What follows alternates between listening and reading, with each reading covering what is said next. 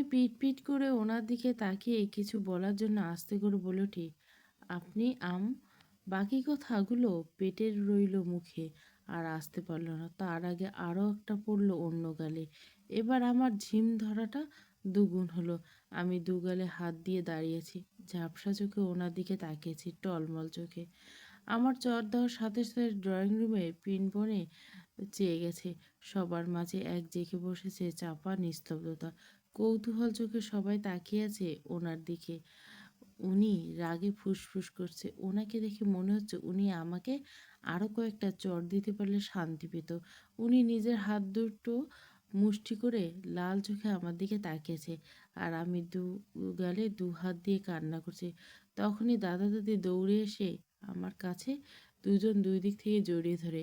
আমার কান্না দেখে দাদি আমাকে সম্পূর্ণভাবে নিজের বুকে জড়িয়ে ধরে রাখে। পরে দাদি রেগে ওনাকে কিছু বলবে, তখনই আয়ান ভাইয়া রেগে উচ্চস্বরে ওনাকে বলে ওঠে, হাউ ডেয়ার ইউ রিত, তোর সাহস কীভাবে হয় বারবার মায়াকে মারা? কি পেয়েছিস তুই? আজ তুই ওকে আঘাত করে অনেক বড় ভুল করছিস। আয়ান ভাইয়ের কথা শুনে ভুরু কুঁচকে উনি আমার দিক থেকে চোখ সরিয়ে ভাইয়ের দিকে তাকায়। পরে খানিকটা চাপা সুরে বলে, ডোন্ট বি ডেয়ার আয়ান, আমাকে তুই ভালো করে চিনিস আমি কাউকে আমার কাজে কৈফিয়ত দেই না। সো কিপ কোয়াইট, আমাকে আমার কাজ করতে দে। বলে উনি চিল্লে আসিফকে ডাকতে লাগলো। ওনার ডাকের সাথে সাথে আসিফ হৃদের বডিগার্ড এসে হাজির। উনি আসিফকে উদ্দেশ্য করে বললেন, 10 মিনিটের ভিতর পার্টি শেষ করা চাই আমার। সবাই সবার মতো ম্যানেজ করে পার্টিটা এখানে ইতি টানা হোক। তোর কাছে জাস্ট 10 মিনিট সময়, সো হারিয়াপ। ওনার কথা আসিফ আমতা আমতা করে বলল, কিন্তু ভাই পার্টি। বাকি কথাগুলো বলার আগেই থেমে যায় ওনার চেহারার দিকে তাকিয়ে। রক্তলাল চোখ জোড়া দেখে আর কিছু বলার সাহস জুগিয়ে উঠতে পারেনি আসিফ। ভয়ে কাচুমাচু করে বলল, এক্ষুনি কাজ হয়ে যাবে ভাই। কথাগুলো বলে দ্রুততার সাথে কেটে পড়ে আসিফ নিজের কাছে। আসিফ জায়গায় ছাড়তে আয়ন ভাইয়া দাঁতে দাঁত চেপে ওনাকে বলে, রিত তুই কিন্তু। আয়ন ভাইয়ের কথাগুলো শেষ করার আগে উনি আয়ন ভাইকে থামিয়ে দেয়। আয়ন ভাইয়ের দিয়ে তাকিয়ে স্বাভাবিকভাবে বলে, জাস্ট কোয়াইট। পাশ থেকে দাদি রেগে চিৎকার করে বলে ওঠে, রিত তুই কিন্তু বেশি বাড়াবাড়ি করছিস। তুই আবার আমার সোনামাকে মারলি কোন সাহসে? কি সমস্যা তোর ওর সাথে, যার কারণে তুই বারবার ওকে আঘাত করছিস? দাদির এমন কথায় উনি বিরক্ত হয়ে তাকিয়ে বলে, নো মোর ওয়াট। ওনার এমন কথায় দাদির করা প্রশ্নে উত্তর না পায় দাদি আরও ক্ষিপ্ত হয়ে রেগে চিল্লি বলে, রিত তুই। উনি দাদির কথা কানে না নিয়ে গম্ভীরভাবে বলে, নো মিন্স নো। ওনার এমন চাপা সুরের কথায় দাদি চুপ হয়ে যান, কারণ ওনার রাগের সাথে কেউ কখনো পেরে ওঠে না। তাই চুপচাপ দাঁড়িয়ে আছে সবাই, আর দেখতে চায় যে উনি কি করতে চাইছেন। ওনার আদেশ মেনে আসিফ নিজের কাজ করছে। 10 মিনিটের ভেতরে পুরো ড্রয়িং রুম খালি, শুধু ওনার ফ্যামিলি মেম্বার আর ফয়সাল ভাইয়ের ফ্যামিলি। বাকি সব গার্ডরা রয়েছে ড্রয়িং রুম জুড়ে। ডলি আপু চলে গেছে ওনার ফ্যামিলির সাথে, আসিফ পটিয়ে দিয়েছে। বাকিরা সবাই এখানে আছে, কিন্তু সবার মাঝে পিনপত নীরবতা। সবার চোখ শুধু ওনার দিকে তাক করেছে। নীরবতা ভেঙে উনি খানিকটা চিল্লিয়ে আসিফকে উদ্দেশ্য করে বলে, হারামির বাচ্চাটাকে নিয়ে আয় আসিফ। কথাগুলো বলে আবারও সবার মাঝে নীরবতা চেয়ে গেছে। সবাই চুপচাপ দাঁড়িয়েছে, কারো মুখে কোনো কথা নেই, আর না আছে কোনো শব্দ। যা আসে সবার মাঝে তা হলো কৌতূহল আর এক ঝাঁক প্রশ্নের ঝুলি। অল্প কিছুক্ষণের মধ্যে আসিফ সেই নীরবতা ইটি টেনে ওনার সামনে হাজির হয় একটা ছেলেকে নিয়ে। আমি তখনই দাদির বুকে মুখ গজিয়ে কান্না করেছিলাম। ছেলেটাকে দেখে কপাল কুঁচকে এসে আয়ন ভাইয়ের সন্দেহের দৃষ্টিতে একবার আমার দিকে তাকিয়ে আবার ছেলেটার দিকে তাকায়। আর তখনই উনি আমাকে আমার হাতের কবজি টেনে দাদির বুক থেকে উঠিয়ে দাঁড় করে। আমি একবার ওনাকে অশ্রুসিক্ত চোখে দেখে ভয়ে নিজের দুহাত বাড়ি দিয়ে দাদিকে জড়িয়ে ধরতে যাব, তখনই উনি আবারও আমার কবজি টেনে ধরে নিজের সামনে এনে দাঁড় করে, আর ইশারায় করে পাশে থাকা ছেলেটিকে দেখতে বলে। আমি বাধ্যমের মতো পাশে থাকা ছেলেটির দিকে তাকাই। সাথে সাথে আমি চমকে উঠলাম, এ কি, এটা তো আমার সাথে অসভ্যতামি করা ছেলেটা। কিন্তু ছেলেটা এখানে কেন? আর এর অবস্থা কেন? মনে হচ্ছে একে হালকা পাতলা মেরেছে, গাল দুটো লাল হয়ে আছে, সাথে নিচে ঠোঁট কেটে হাল রক্ত হালকা রক্ত পড়ছে। আমার এমন সব চিন্তা ভাবনার মাঝে উনি চাপা সুরে দাঁতে দাঁত চেপে আমাকে বলে, এবার সত্যি বলবে নাকি আরো দুটো খাবে? আমাকে যদি আয়ন ভেবে মিথ্যে বল, আই সোয়ার এর পরের মারগুলো তোমার জন্য খুবই ভয়ানক হবে। সো সত্যিটা বলো, হারিয়া। ওনার কথায় আমি মুহূর্তে চমকে উঠলাম। উনি কি করে জানলো যে এই বাজে ছেলেটা আমার সাথে অসভ্যতামি করছে? উনি তো পার্টিটা সারা সময় আমার দিকে তাকায়নি পর্যন্ত, একবার দেখার চেষ্টা করেনি। তাহলে উনি বুঝতে পেরেছেন কিভাবে? নাকি উনি আমাকে সারা সময় চোখে চোখে রেখেছেন, হয়তো আমাকে বুঝতে দেননি। কিন্তু কিভাবে সম্ভব? সারা সময় তো আমি নিজেই ওনার দিকে তাকিয়েছিলাম, উনি তো তাকানই না আমার দিকে। আমার এসব চিন্তা ভাবনার মাঝে উনি আবারও রেগে গেলেন, উঠেন। তোমাকে সারা রাত সময় দেওয়া হয়নি, তাড়াতাড়ি সত্যি কথাগুলো বের করো। আবার একে উদ্দেশ্য করে ঠিকানা লাগাতে হবে। So speaker dammit. ওনার ধমকে আমি চুপ হয়ে গেলাম। আর পাশ থেকে থাকা ছেলেটা ওনার ভাই চিল্লিয়ে বলতে থেকে সে কিছু করেনি। সে আমার সাথে জাস্ট পরিচয় হতে এসেছিল শুধু। আর আমি ছেলেটির করুণ অবস্থা দেখে আমার অনেক মায়া হলো। তাই ছেলেটিকে ওনার হাত থেকে বাঁচানোর জন্য কী করবো বুঝতে না পারে কান্না করতে করতে বলে ওঠে, উনি সত্যি বলছে। আর হ্যাঁ, ব্যাস হয়ে গেল। আমার মিথ্যে বলার এখানে ইতিটা আনতে হয়েছে। এখানে ওনার আরও একটা চর। এবার প্রচণ্ড জোরে আমার গালে চরটা ওনার কাছে থেকে দ্বিতীয়বারের মতো সব চরকে হু হু করে শব্দ করে কান্না করে দিয়ে হিচকি তুলে। আর আমাকে চর মারতে দেখে দাদি এগিয়ে আসতে চায় আমার দিকে, কিন্তু তার আগে উনি নিজের হাত উঠিয়ে ইশারা করে দাদিকে থামিয়ে দেন। পরে উনি আমার দুবাহু চেপে ধরে নিজের কাছে এনে দাঁতে দাঁত চেপে বলল, তোর কি মনে হয় তোর খবর আমি রাখি না? তুই আমার চোখের সামনে ঘুরে বেড়াবি, আমি তোর খবর রাখবো না? তোর সব প্রতিটা মোমেন্টের খবর আমি রাখি। সো মিথ্যে না বলে সত্যিটা বল, নয়তো এরপর আবারও চড় মারবো, সোজা মুখ বরাবর শ্যুট করবো। কি চাই তোর? ওনার এমন ধমকিতে আমি কেঁপে উঠি। আমি জানি এখন যদি সত্যিটা না বলি উনি আমাকে সত্যি সত্যি গুলি করে দিবে। দ্বিতীয়বার ভাবনা, তাই ভয়ে ভয়ে হিচকি তুলে কান্না করতে করতে ওনাকে সবটা বলি। আমার কথাগুলো শুনে উনি আমাকে আরও খানিকটা চেপে ধরে নিজের সাথে এনে রেগেমেগে বলে, তোর ভয়টা শুধু আমার জন্য থাকবে, অন্য কারোর জন্য নয়। তাহলে তুই অন্যকে কেন ভয় পাবি? তোকে সেই অধিকার আমি দেইনি। তোর সব পাগলামি বোকা বোকা কাণ্ড, সত্য মিথ্যা বাহানা, ভয় আমাকে ঘিরে থাকবে। সেখানে তুই অন্য একটা ছেলেকে ভয় পেলি? কথাগুলো বলে এক প্রকার আমাকে ছুঁড়ে মারে আমাকে। আমি ওনার ধাক্কা সামলাতে না পেরে পড়ি দাদাজানের উপর।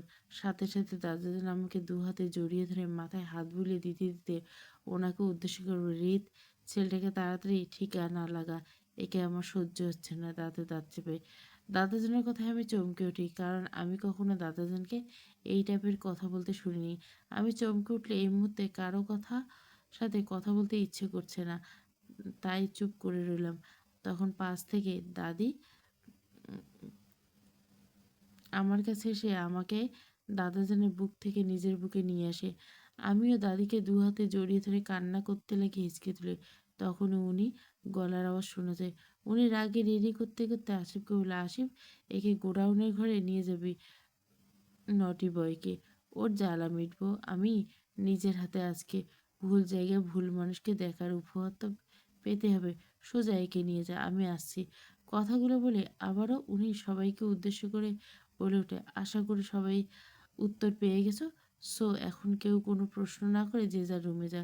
আর আয়ন, তুইও নিশ্চয় তোর প্রশ্নের উত্তর পেয়ে গেছিস। আর তুই ভালো করে জানিস আমি অকারণে কিছু করি না, কারণ ছাড়া। তাই এখন সবাই নিজ নিজ কাজে যেতে পারো।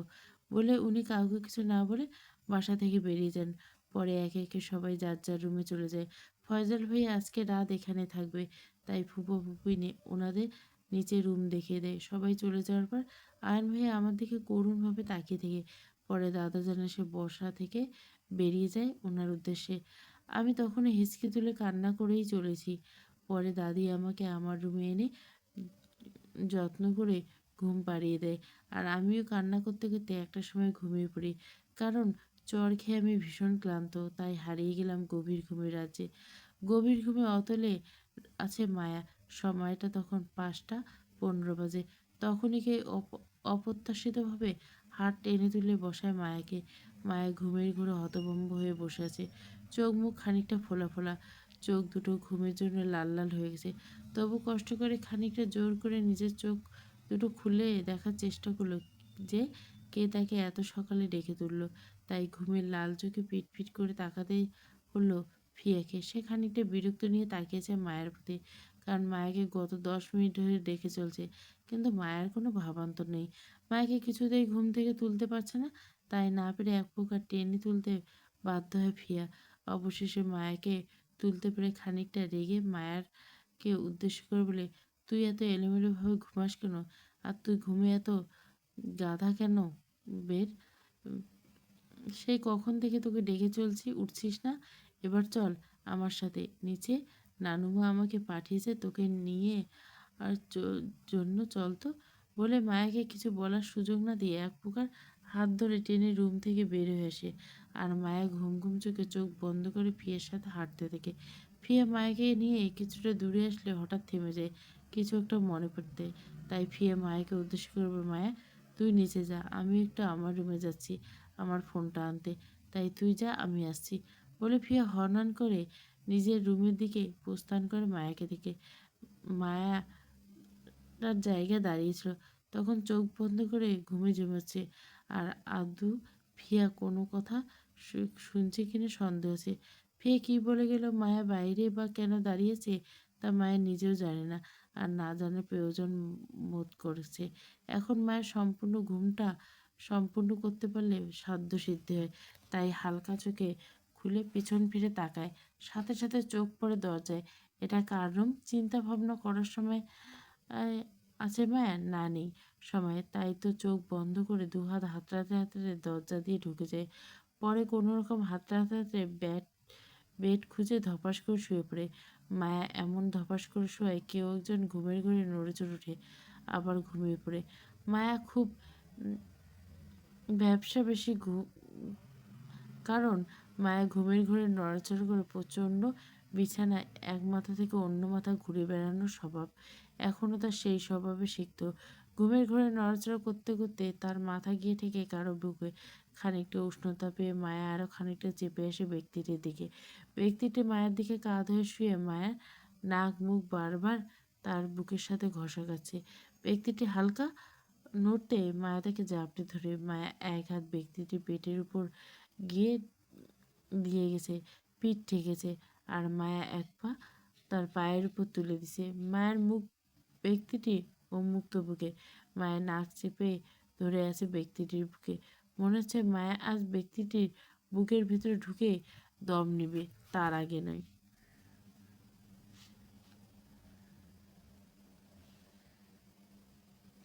বুকের মধ্যে তীব্র গরম নিঃশ্বাস ওঠানামা করার কারণে তার সাথে বারবার কেউ বুকে নাক ঠোঁট ঘষে, এতে করে ঘাড় গাঢ় ঘুমটা হালকা হয়ে আসে হৃদের। ঘুমের মধ্যে নড়াচড়া করে ওঠে হৃদ। তার সাথে ঘুমের মধ্যে যেন কেঁপে কেঁপে উঠছে তার শরীর উষ্ণতার ছোঁয়া। হৃদের ঘুমটা হালকা হতে পিট পিট করে চোখ খুলে তাকায় হৃদ। সামনে কিছু দেখতে না পায় তার সাথে নিজের ভারে শরীরটা ভার ভার লাগে। হালকা বিরক্তি নিয়ে ঘুম ঘুম চোখে অন্য পাশ ফিরতে নিয়েও থেমে যায় হৃদ। তার মনে হচ্ছে কেউ সাপের মতো পেঁচিয়েছে তার শরীরের সাথে, কারো শরীর আষ্টে পৃষ্ঠে জড়িত। সাথে সাথে হৃদ চমকে ওঠে, তাকে এভাবে জড়িয়ে ধরবে।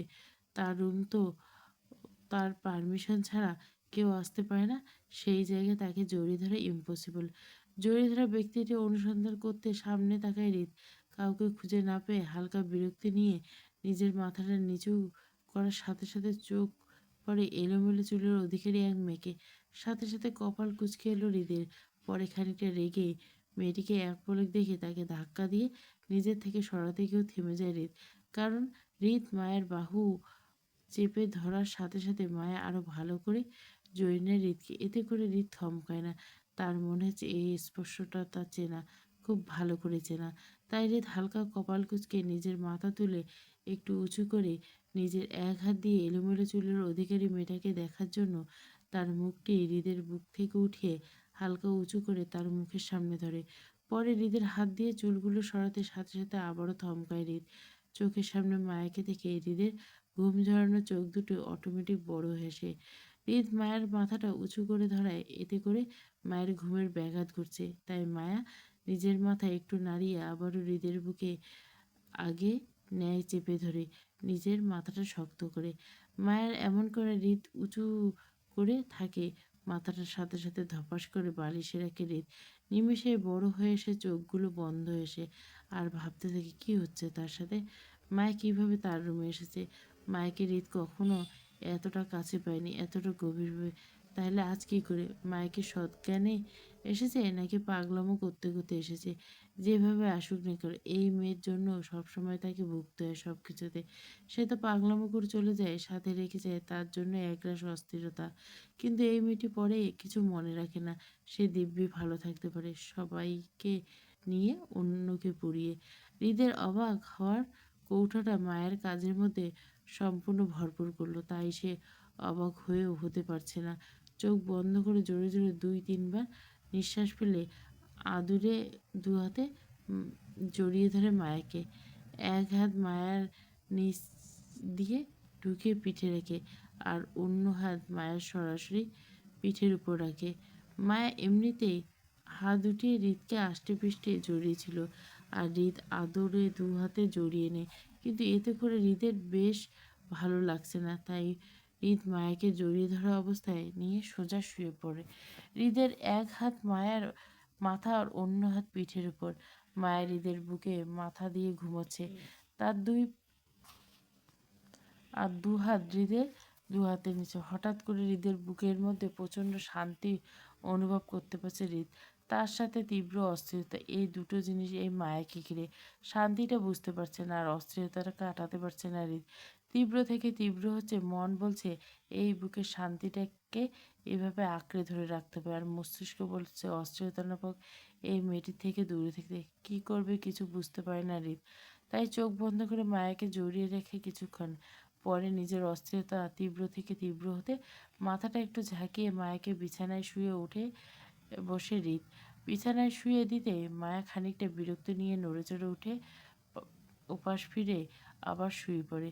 হৃদ মায়ের এমন কাজে কিছুক্ষণ তাকিয়ে থেকে মায়ের দিকে খানিকটা ঝুঁকে গিয়ে ও থেকে যায়। হঠাৎ করে উঠে দাঁড়িয়ে যায় হৃদ।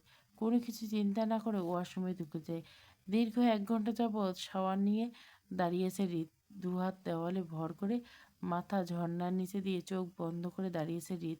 শাওয়ারের পানি তার মাথা বেয়ে বুক দিয়ে ঘুরিয়ে নিচে পানির সাথে মিশে যাচ্ছে, আর হৃদটাই দাঁড়িয়ে আছে এক মনে কিছু একটা ভেবে চলছে। হৃদ মায়াকে ভালোবাসে না, তবে তার জন্য অনেক বেশি অস্থিরতা কাজ করে। এই অস্থিরতা হৃদ ভালোবাসা বলতে পারছে না। যদি এটা ভালোবাসা হতো তাহলে সে মায়াকে নিজের করে নিত অনেক আগে। মায়াকে কাছে পাবার জন্য মনে কোনো দিন তীব্র আশা জাগেনি, তাই সে অস্থিরতাটা ভালোবাসার নাম দিতে পারছে না। কিন্তু মায়া থেকে দূরেও থাকতে পারে না। কোনো কিছুর মূল্যেই হোক মায়াকে তার চোখের সামনে চাই। তাই তো সবসময় দূরে থেকেও মায়ের খুব কাছে ছিল, যেটা মায়াও নিজে জানে না।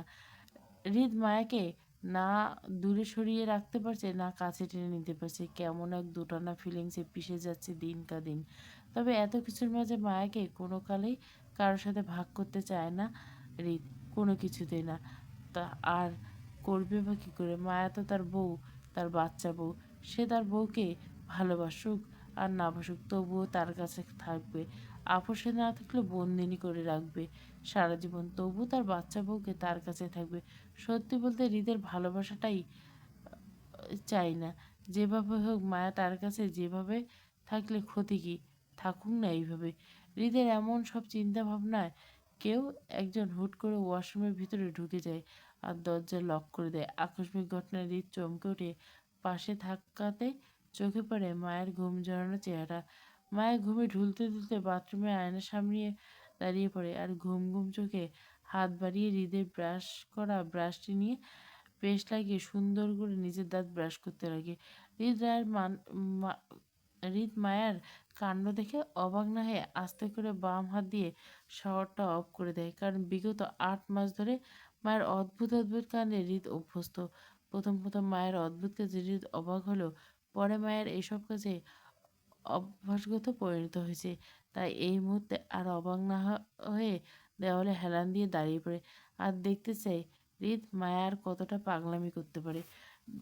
মায়া 10 মিনিটের মতো নিজের দাঁত ব্রাশ করে হাতে থাকা হৃদের ব্রাশটা সুন্দর করে ধুয়ে জায়গায় রেখে কুলি করে হাত দিয়ে চোখ মুছে পানির ছিটা দিতে চোখ খুলে তাকায় আয়নার দিকে। আবারও মুখে পানির ছিটা দিতে মায়ের মনে হলো কেউ একজন তার পাশে দাঁড়িয়ে আর তাকে গভীরভাবে পর্যবেক্ষণ করছে।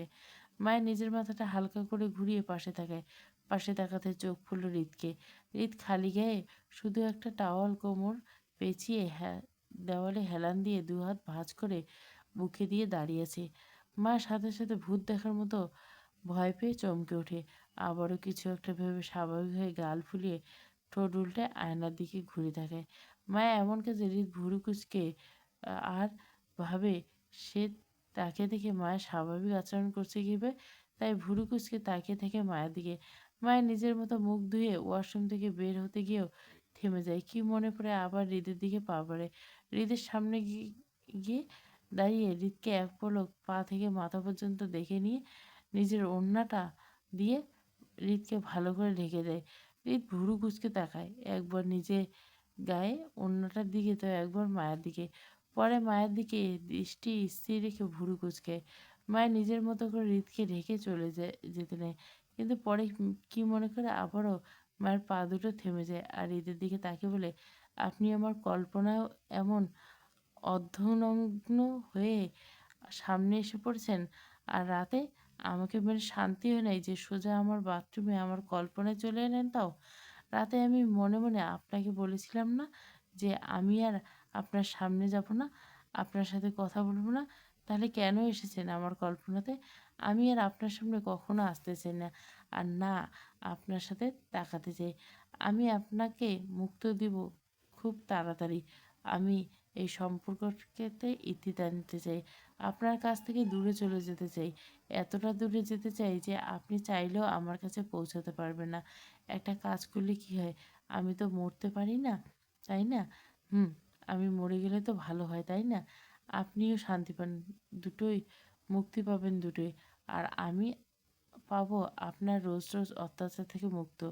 মায়া খানিকটা থেমে জোরে নিঃশ্বাস ফেলে নিচের দিকে তাকিয়ে আবারও বলে, হয়তো আপনার সামনে আমি এই কথাগুলো বলতে পারবো না, কখনোই না।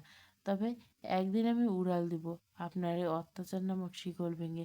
সেদিন হয়তো আপনি শুধু সবটা দাঁড়িয়ে দেখবেন, কিন্তু আপনার করার মতো কিছু থাকবে না। সেদিন আমি বড্ড স্বার্থপর হব আপনার জন্য, ছেড়ে চলে যাব দেখে নেবেন টলমল চোখে। বলে মায়া হৃদের দিকে না তাকিয়ে দ্রুততার সঙ্গে বাথরুম ত্যাগ করে। সাথে হৃদের রুমে কান্না করতে করতে। মায়া নিজের কান্নায় এতটাই ব্যস্ত ছিল যে একবারও দেখা করার প্রয়োজন মনে করেনি। সে কোথায় ছিল এতক্ষণ, এটা কার রুম, কার ওয়াশরুম ছিল? যদি একবার দেখতো তাহলে হয়তো কল্পনায় ভেবে মনের কথাগুলো প্রকাশ করতে পারতো না। আর মায়া যদি একবার বাথরুম থেকে বের হওয়ার আগে তার সামনে থাকা ব্যক্তিটির দিকে চোখ তুলে তাকাতো, তাহলে দেখতে পেত একজোড়া ভয়ঙ্কর লাল চোখ যা তার দিকে নিক্ষেপ। ওই চোখ তাকে মুহূর্তে জ্বালিয়ে পুড়ে ছাই করে দিতে পারে, তাকে পিষে ফেলতে পারে নিজের সাথে, তার এসব কথাগুলো বলার কারণে। কিন্তু আফসোস, কিছুই দেখার আগে চলে যায় মায়া। হয়তো আজ মায়ের কপালে ভালো ছিল, তাই দ্রুততার সাথে বের হয়ে নিজের প্রাণটা বাঁচিয়ে নিয়েছে। নয়তো আজ তাকে পুড়তে হতো হৃদের দহনে। যে আগুন মায়া নিজেই লাগিয়েছে হৃদের মনে, সেই আগুনের দহনে হৃদ মায়াকে পোড়াতো শক্তভাবে। তবে আজ এই আগুন থেকে মায়া চলে গিয়েও নিজেকে বাঁচাতে পারবে কোনোভাবেই? হৃদ তার দহনের আগুনে পোড়াবে, মায়া সেটাকে যেভাবেই হোক না কেন, এতে হৃদের কিছু যায় আসে না। দাদির আঁচল ধরে গাল ফুলিয়ে অসহায় ফেস করে দাঁড়িয়ে আছি আমি। এই মুহূর্তে দাদির আঁচলটা আমার একমাত্র নিবাস হয়ে দাঁড়িয়েছে। কারণ আমার দাবি পূর্ণ না হওয়া পর্যন্ত দাদির আঁচল থাকবে আমার নিবাস। আর তার জন্য আজ সারাদিন ধরে দাদির আঁচল ধরে ঘুরঘুর করছি আমি। সেই সকালে দাদির আঁচল ধরেছিলাম। আমার দাবি পূর্ণ না হওয়া পর্যন্ত আমি একই জায়গাতে আটকে আছি। কিন্তু দাদি আমার উপর কোনো করুণা হচ্ছে না। তিনি দিব্যি নিজের কাজ করে চলছেন আমাকে নিয়ে। দাদি যেখানে যাচ্ছেন সাথে আমিও যাচ্ছি আঁচল ধরে। দাদির এই ব্যাপারে কোনো হেলদোল না থাকলে আমি এতে চরম বিরক্ত। এভাবে আর কত থাকবো? এভাবে কি আর থাকা যায়? না, যায় না। তবু থাকতে হবে, নয়তো আমার মিশন সম্পূর্ণ হবে না। তাই নিজের দাবি রক্ষার্থে সেই কঠিন অসাধ্যকে সাধ্য করার সিদ্ধান্ত জন্য আমি এই পথ অবলম্বন করছি। তাই দাদির কানে কাছে গুনগুন করেই চলছি। দাদি খানিকটা বিরক্ত নিয়ে নিজের কাজ বন্ধ করে আমার দিকে তাকিয়ে স্বাভাবিকভাবে বলে ওঠে, বললাম তো কোথাও যেতে দেব না। আর কতবার বলা লাগবে তোকে? আমি বিনা আর হাসানকে আমার বাবা মা বলবো এখানে আসতে। তারপর তোর সাথে অনেক দিন থাকবে। তারপর তোকে কোথাও যেতে দিব না, ব্যাস। এবার তুই যদি আমার আঁচল ধরে সারা জীবন থাকিস, এতেও আমার কোনো আপত্তি নেই, বরং ভালোই হবে। বলে দাদি তার কাজে মনোনিবেশ করলো। আর আমি দাদির এহেন কথায় সারাদিন ধরে আহত নিহত হচ্ছি। তারপরও জেদ ধরে রেখেছে, আমি আমার বাড়ি যাব মানে যাবই। এবার যত কিছু হোক না কেন। তাই আমি দাদির আঁচল ধরে ঠোঁট উল্টিয়ে বিনিময় সুরে বললাম, প্লিজ দাদি, যেতে দাও না আমাকে। 8 মাস ধরে এখানে আছি আমি। এবার আমি বাসায় যেতে চাই। আমার বাসায় সবার জন্য মায়া লাগছে। আর বাবা মা এখানে এসে আমার সাথে দেখা করলো। আমার বাড়িটা তো তুমি আর আনতে পারবে না এখানে। তাই আমার বাড়িটা দেখতে চাই। আমার বাড়িটার জন্য ভীষণ পেটটা পুড়ছে। প্লিজ দাদি, যেতে দাও না আমাকে, প্লিজ। তো কি শোনো মা, তোমার দাবি এখনো পর্যন্ত অক্ষত অবস্থায় আছে, পূর্ণ হয়নি? পাশ থেকে দাদাজানের কণ্ঠ কানে আসতে আমি চমকে পিছন ফিরে তাকাই। সাথে সাথে পড়ল দাদাজান আর আয়ান ভাইকে। দুজনে অফিসের গেট আপে ড্রয়িং রুমের দরজার সামনে দাঁড়িয়েছে। অফিস থেকে ফিরছে হয়তো দুপুরে খাবার জন্য। মাঝে মাঝে তারা দুপুরে একসাথে বাসায় আসে আমাদের সাথে দুপুরের খাবার খেতে, আবার একসাথে চলে যায়। রাতে ফিরে কাজ শেষ করে উনি কখনোই আসে না। দুপুরে হয়তো আমি থাকি বলে বাড়ি গেলে হয়তো আসবেন। এসব ভাবতে একটা দীর্ঘশ্বাস ছাড়লাম। নিশ্চুপ পরে দাদির আঁচল ছেড়ে দৌড়ে গিয়ে দাদাজানের কোটের কোণা ধরে দাঁড়িয়ে পড়লাম। গাল ফুলিয়ে ঠোঁট উল্টিয়ে দাদাজানকে বললাম, দাদাজান, তুমি দাদিকে বলো না আমি মাত্র 3 দিন থাকবো এই বাড়িতে। সারা জীবনের জন্য তো যাচ্ছি না আমি। তাও দাদি এমন করছে কেন? তুমি বুঝাও না দাদিকে, প্লিজ প্লিজ প্লিজ। দাদাজান কোট ধরে ঝাঁকিয়ে। দাদাজান আমার কথা শুনে একবার আমার দিকে তাকিয়ে আর একবার দাদির দিকে তাকিয়ে দাদির কোনো হেলদোল না দেখে স্মিত হেসে উঠে আমাকে নিয়ে সোফায় বসে পড়ে। আমি তখনও দাদাজানের কোটের কোণা ধরে বসে আছি। তখনই দাদাজান হেসে বলে, শোনো মা, আমার দ্বারা ডাল গলবে না মনে হয়। আর সত্যি বলতে আমি তো দাদি নামক ডালটা গলাতে চাই না। এতে করে আমারও ক্ষতি, কারণ আমার বাড়ি অন্ধকার হয়ে যাবে তোকে ছাড়া। আমি কিছুই করতে পারবো না, সরি। স্বাভাবিকভাবে এসে দাদাজানের কথায় আবারও ক্ষুণ্ণ হলাম, কিন্তু দমে যায়নি। মনে জেদ কাজ করছে, চাই জেদের রেশ ধরে আগাবো আমি। যে করে হোক দাদা দাদিকে বোঝাতে হবে আমাকে, তাই কিছু একটা চিন্তা করতে হবে। তাই আমি আহত সুরে দাদাজানকে কিছু একটা বলবো, তখনই মাথায় আসলো আয়ন ভাইয়ের কথা। উনি তখনও দরজার সামনে দাঁড়িয়ে আমার দিকে তাকিয়েছিল, দুহাত পকেটে গুছে। আমি সময় ব্যয় না করে দাদাজান ছেড়ে দৌড় দিলাম আয়ন ভাইয়ের উদ্দেশ্য করে। আয়ন ভাইয়ের সামনে দাঁড়াতে ভুরু কুচকে উনি হয়তো বুঝতে পারছেন কেন এসেছি ওনার কাছে। আমি আয়ন ভাইকে কিছু বলার সুযোগ না দিয়ে ঝটপট শার্টের কোণা আঁকড়ে ধরলাম, কারণ আয়ন ভাইয়ের কোটটা ভাঁজ করে হাতে রাখা গরমের কারণে। আমি ওনার শার্টের কোণা আঁকড়ে ধরে দু হাতে আর আহত সুরে বলে, আয়ন ভাইয়া তুমি বলো না প্লিজ। আমি এখানে 8 মাস ধরে আটকে আছি বন্দি হয়ে, কোথাও যেতে পারছি না। আমার কেমন লাগছে, কিছুই ভালো লাগছে না। নিজেকে কেমন বন্দি বন্দি লাগছে। তাই আমি বাড়ি যেতে চাই, প্লিজ বুঝাও দাদা দাদিকে। শার্টের কোণা ঝাঁকাতে ঝাঁকাতে আমার এমন কথা দাদা দাদি চমকে উঠলে আমার দিকে তাকায়, আবার দাদির হাতে থাকা প্লেটে টেবিলে পড়ে যায়। মুহূর্তে এক প্রকার অপরাধ সৃষ্টি করে তাকায় আমার দিকে। হয়তো আমার কথায় কষ্ট পেয়েছেন, সাথে সাথে চরম সত্যির সাথে পরিচিত হয়েছে নতুনভাবে। আয়ন ভাইয়া তাদের দিকে এক পলক তাকিয়ে আবার আমার দিকে তাকায়। উনি হয়তো দাদা দাদির মনের অবস্থা বুঝতে পেরেছেন, তাই হাসি মুখে আমার 2 হাত নিজের মুঠে রেখে স্বাভাবিকভাবে বলে ওঠে, ওকে ডান, তোমার কথা থাকলে যেতে দেব তোমাকে, কিন্তু এতে করে আমি কি পাবো তোমার কাছ থেকে? ভুরু নাচিয়ে দুষ্টুমি করে আমি খুশিতে আত্মহারা হয়ে লাফিয়ে উঠি। তুমি যা চাইবে সব দিব আমি। আমার চকলেটের বাক্স থেকে তোমাকে অর্ধেক চকলেট দিয়ে দিব, কেমন? সাথে তোমার সব কথা শুনবো, প্রমিস। খুশি হয়ে আমার কথায় কপাল কুঁচকে এলো আয়ন ভাইয়ে। পরে কিছু একটা চিন্তা করে আমাকে উদ্দেশ্য বলে, মায়া পাখি ভেবে বলো, আমার যা চাই তা তুমি দিতে পারবে তো? আমি কিন্তু তুমি না করলে শুনবো না আমি। আমি কিন্তু আমার কাজে অটল থাকবো। তাই ভেবেচিন্তে প্রমিস করো। আমি কিন্তু অতটা ভালো মানুষ নয় যে ছেড়ে দিব। তুমি প্রমিস ভাঙতে চাইলেও আমি কিন্তু দিয়ে দিব, এই ভেবে বলে সিরিয়াস হয়ে। আয়ন ভাইয়ের কথা শুনে আমার কান পর্যন্ত পৌঁছলো, আমার মাথা অবধি পৌঁছতে পারেনি। উনি কি বলছেন তা ঠিকই শুনেছে, কিন্তু কথাগুলো মানে বুঝতে পারিনি। তাই আমার ছোট্ট মাথায় চাপ না দিয়ে ঠোঁট প্রসারিত করে হাসিও বলে ওঠে, প্রমিস প্রমিস প্রমিস, 3 প্রমিস করলাম, এবার বিশ্বাস করো তো আমার, তোমার সব কথা শুনবো আমি, অবাধ্য হব না। তুমি শুধু দাদাকে বোঝাও তাহলে হবে। আমার কথাগুলো শেষ করার সাথে সাথে আয়ন ভাইয়া আমাকে খানিকটা টেনে নিজের আরও সামনে এনে দাঁড় করে। পরে ওনার হাত দিয়ে আমার কপালে আসা চুলগুলো কানের পিছনে গুজিয়ে দিতে শরীলা কণ্ঠে বলে, তোমার প্রমিসটা আমার সূচনা হয়ে গেল নতুন পথে। আজ থেকে আমাতেই তুমি বিচক্ষণ থাকবে সারাক্ষণ, আর তোমাতেই আমি থাকার সেই ব্যবস্থা আমি করব। এবার তুমি রুমে গিয়ে প্যাকিং করো, আমি তোমাকে নিয়ে যাব তোমাদের বাসায়। আর হ্যাঁ, 3 দিনের বেশি থাকা যাবে না, কিন্তু ঠিক আছে, আমরা কিছুক্ষণের মধ্যে রওনা দেবো। এবার যাও, তাড়াতাড়ি করে প্যাকিং করো, নয়তো লেট হয়ে যাবে আমরা। আয়ন ভাইয়ের কথা দাদা দাদি দিকে তাকায়, সাথে সাথে দাদাজান হাসি মুখে সম্মতি জানে, কিন্তু দাদি তার জায়গায় দাঁড়িয়েছে। দাদিকে এভাবে দাঁড়িয়ে থাকতে দেখে অপরাধবোধ কাজ করলো আমার মনে। আমি কি বেশি কিছু বলে ফেললাম? দাদি টলমল চোখে দেখে আমি নিজেকে স্থির রাখতে পারলাম না, দৌড়ে এসে জড়িয়ে ধরলাম দাদিকে। পরে কাঁদো কাঁদো কণ্ঠে বললাম, আই এম সরি দাদি, আমি বাসায় যেতে চাইবো না, তবু তুমি কান্না করো না প্লিজ। তুমি কান্না করলে আমারও কান্না পেয়ে যায়, আমার কষ্ট হয়। আমি যাব না তোমাকে তুই রুমে যা, আমি আসছি, তোকে প্যাকিং করে দিচ্ছি। আর শোন, 3 দিনের বেশি থাকা যাবে না বলে দিলাম। বাড়িতে গিয়ে একদম উল্টোপাল্টা করে বেড়াবি না, ঠিক আছে? তুই যা, আমি আসছি বলে দাদি আমাকে সোজা দাঁড় করে। আমি কিছু বলতে যাব, তখনই দাদি আমাকে কিছু বলতে না দিয়ে রুমে পাঠিয়ে দিয়ে প্যাকিং করার উদ্দেশ্যে।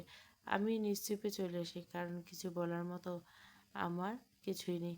সত্যি বলতে আমি ওনার কাছ থেকে দূরে থাকতে চাই, তাই আমি এমন জেদ ধরছি। কাল রাতের ঘটনার পর আমি ওনার সামনে ভুল করেও করিনি। উনি বাসায় থাকলে নিজেকে ঘরবন্দি করে রেখেছি, উনি আমার সাথে কথা বলা বা দেখা করার চেষ্টা করেনি। দাদা দাদি আয়ান ভাইয়া জানে আমি 3 দিনের জন্য যাচ্ছি আমার বাড়িতে, কিন্তু আমি জানি আমি 3 দিনের জন্য যাচ্ছি না। এখানে আর আসবো কি না আমি নিজেও জানি না। আর এখানে না আসার মঙ্গল হবে। দাদা দাদি প্রথমে আমার কষ্ট পেল, পরে আমাকে ভুলে যাবে। উনি যখন ডলি আপুকে বিয়ে করে এ বাড়িতে বউ করে আনবেন, তখন এমনি এমনি আমাকে সবাই ভুলে যাবে। আমাকে তো সবাই ওনার বউ বলে এত আদর করে, যখন বউই থাকবে না অন্য কেউ, তাহলে আমাকে মনে রাখার প্রশ্নই আসে না। ডলি আপু আর উনি একে অপরকে ভালোবাসে, এটা ডলি আপু নিজেই আমাকে বলেছে সবটা কাল দুপুরে। ডলি আপু আর উনি নাকি অনেক বছর ধরে একে অপরের সাথে রিলেশনশিপ, কিছুদিনের মধ্যে নাকি বিয়ে করবে দুজনে। উনি নাকি পার্টিতে আপুকে বলেছিল আপুর জন্য সারপ্রাইজ প্ল্যানিং করছে বিয়ের জন্য। আমি হালকা শুনেছিলাম ওনার মুখে সারপ্রাইজ কথাটা, তাই শিওর হয়ে নিলাম আপুর থেকে। ডলি আপু এখনও জানে না যে আমি ওনার বউ বা ওনার বিয়ে হয়েছে। উনি বলেনি হয়তো আমার জন্য, ওনার সম্পর্কটা খারাপ করতে চাই না, তাই আমিও তাদের মাঝে কাটা হয়ে থাকতে চাই না, তাই চলে যাচ্ছি সব কিছু ছেড়ে। এবারে সব কিছুর জন্য মায়া হচ্ছে, কিন্তু দেখাতে পারছি না। আমার খুব কান্না পাচ্ছে, কিন্তু করতে পারছি না, কারণ যদি এই মুহূর্তে ভেঙে পড়ি তাহলে সবাই সবটা বুঝে যাবে। তখন আমার জন্য ওনার বিপদ হবে, তখন সবাই ওনার আর ডলি অপুর সম্পর্কটা মেনে নিতে চাইবেন না। আমি চলে গেলে হয়তো সবাই আমাকে খারাপ ভাববে, ওনাদের সম্পর্কটা মেনে নেবেন, তাই আমাকে এখন চুপ থাকতে হবে। মায়া নিজের রুমে যাওয়ার পরে আয়ান আর নানুমা ধরে সোফায় বসিয়ে দিল, তাকে সান্ত্বনা দিয়ে বলল, আমি জানি নানুমা, তুমি মায়ের জন্য যা করে এসেছো আর ভবিষ্যতে যা করবে সবই জানি। আমি জানি তুমি বা নানা ভাই মায়াকে বন্দি করে রাখনি, মায়ের পরিস্থিতির শিকার হয়ে বন্দি হয়েছিল মাত্র। ওকে সেভ রাখার জন্য তোমরা ওকে কোথাও যেতে দেয়নি, কিন্তু মায়া অবুঝ হতে ওর ছোট্ট মাথা সেটা ইফেক্ট করেছে। ওর মনে হয়েছে আমরা সবাই ওকে বন্দি করে রেখেছি।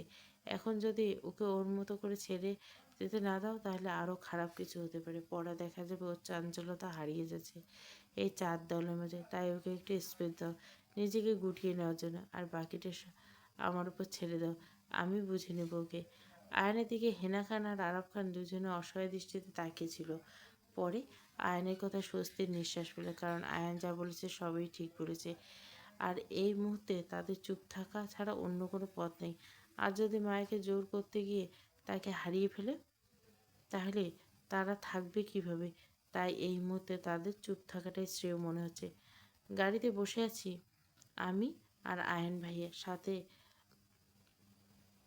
উনি গাড়ি ড্রাইভ করছেন আর আমি তার পাশে ছেড়ে বসে আছি।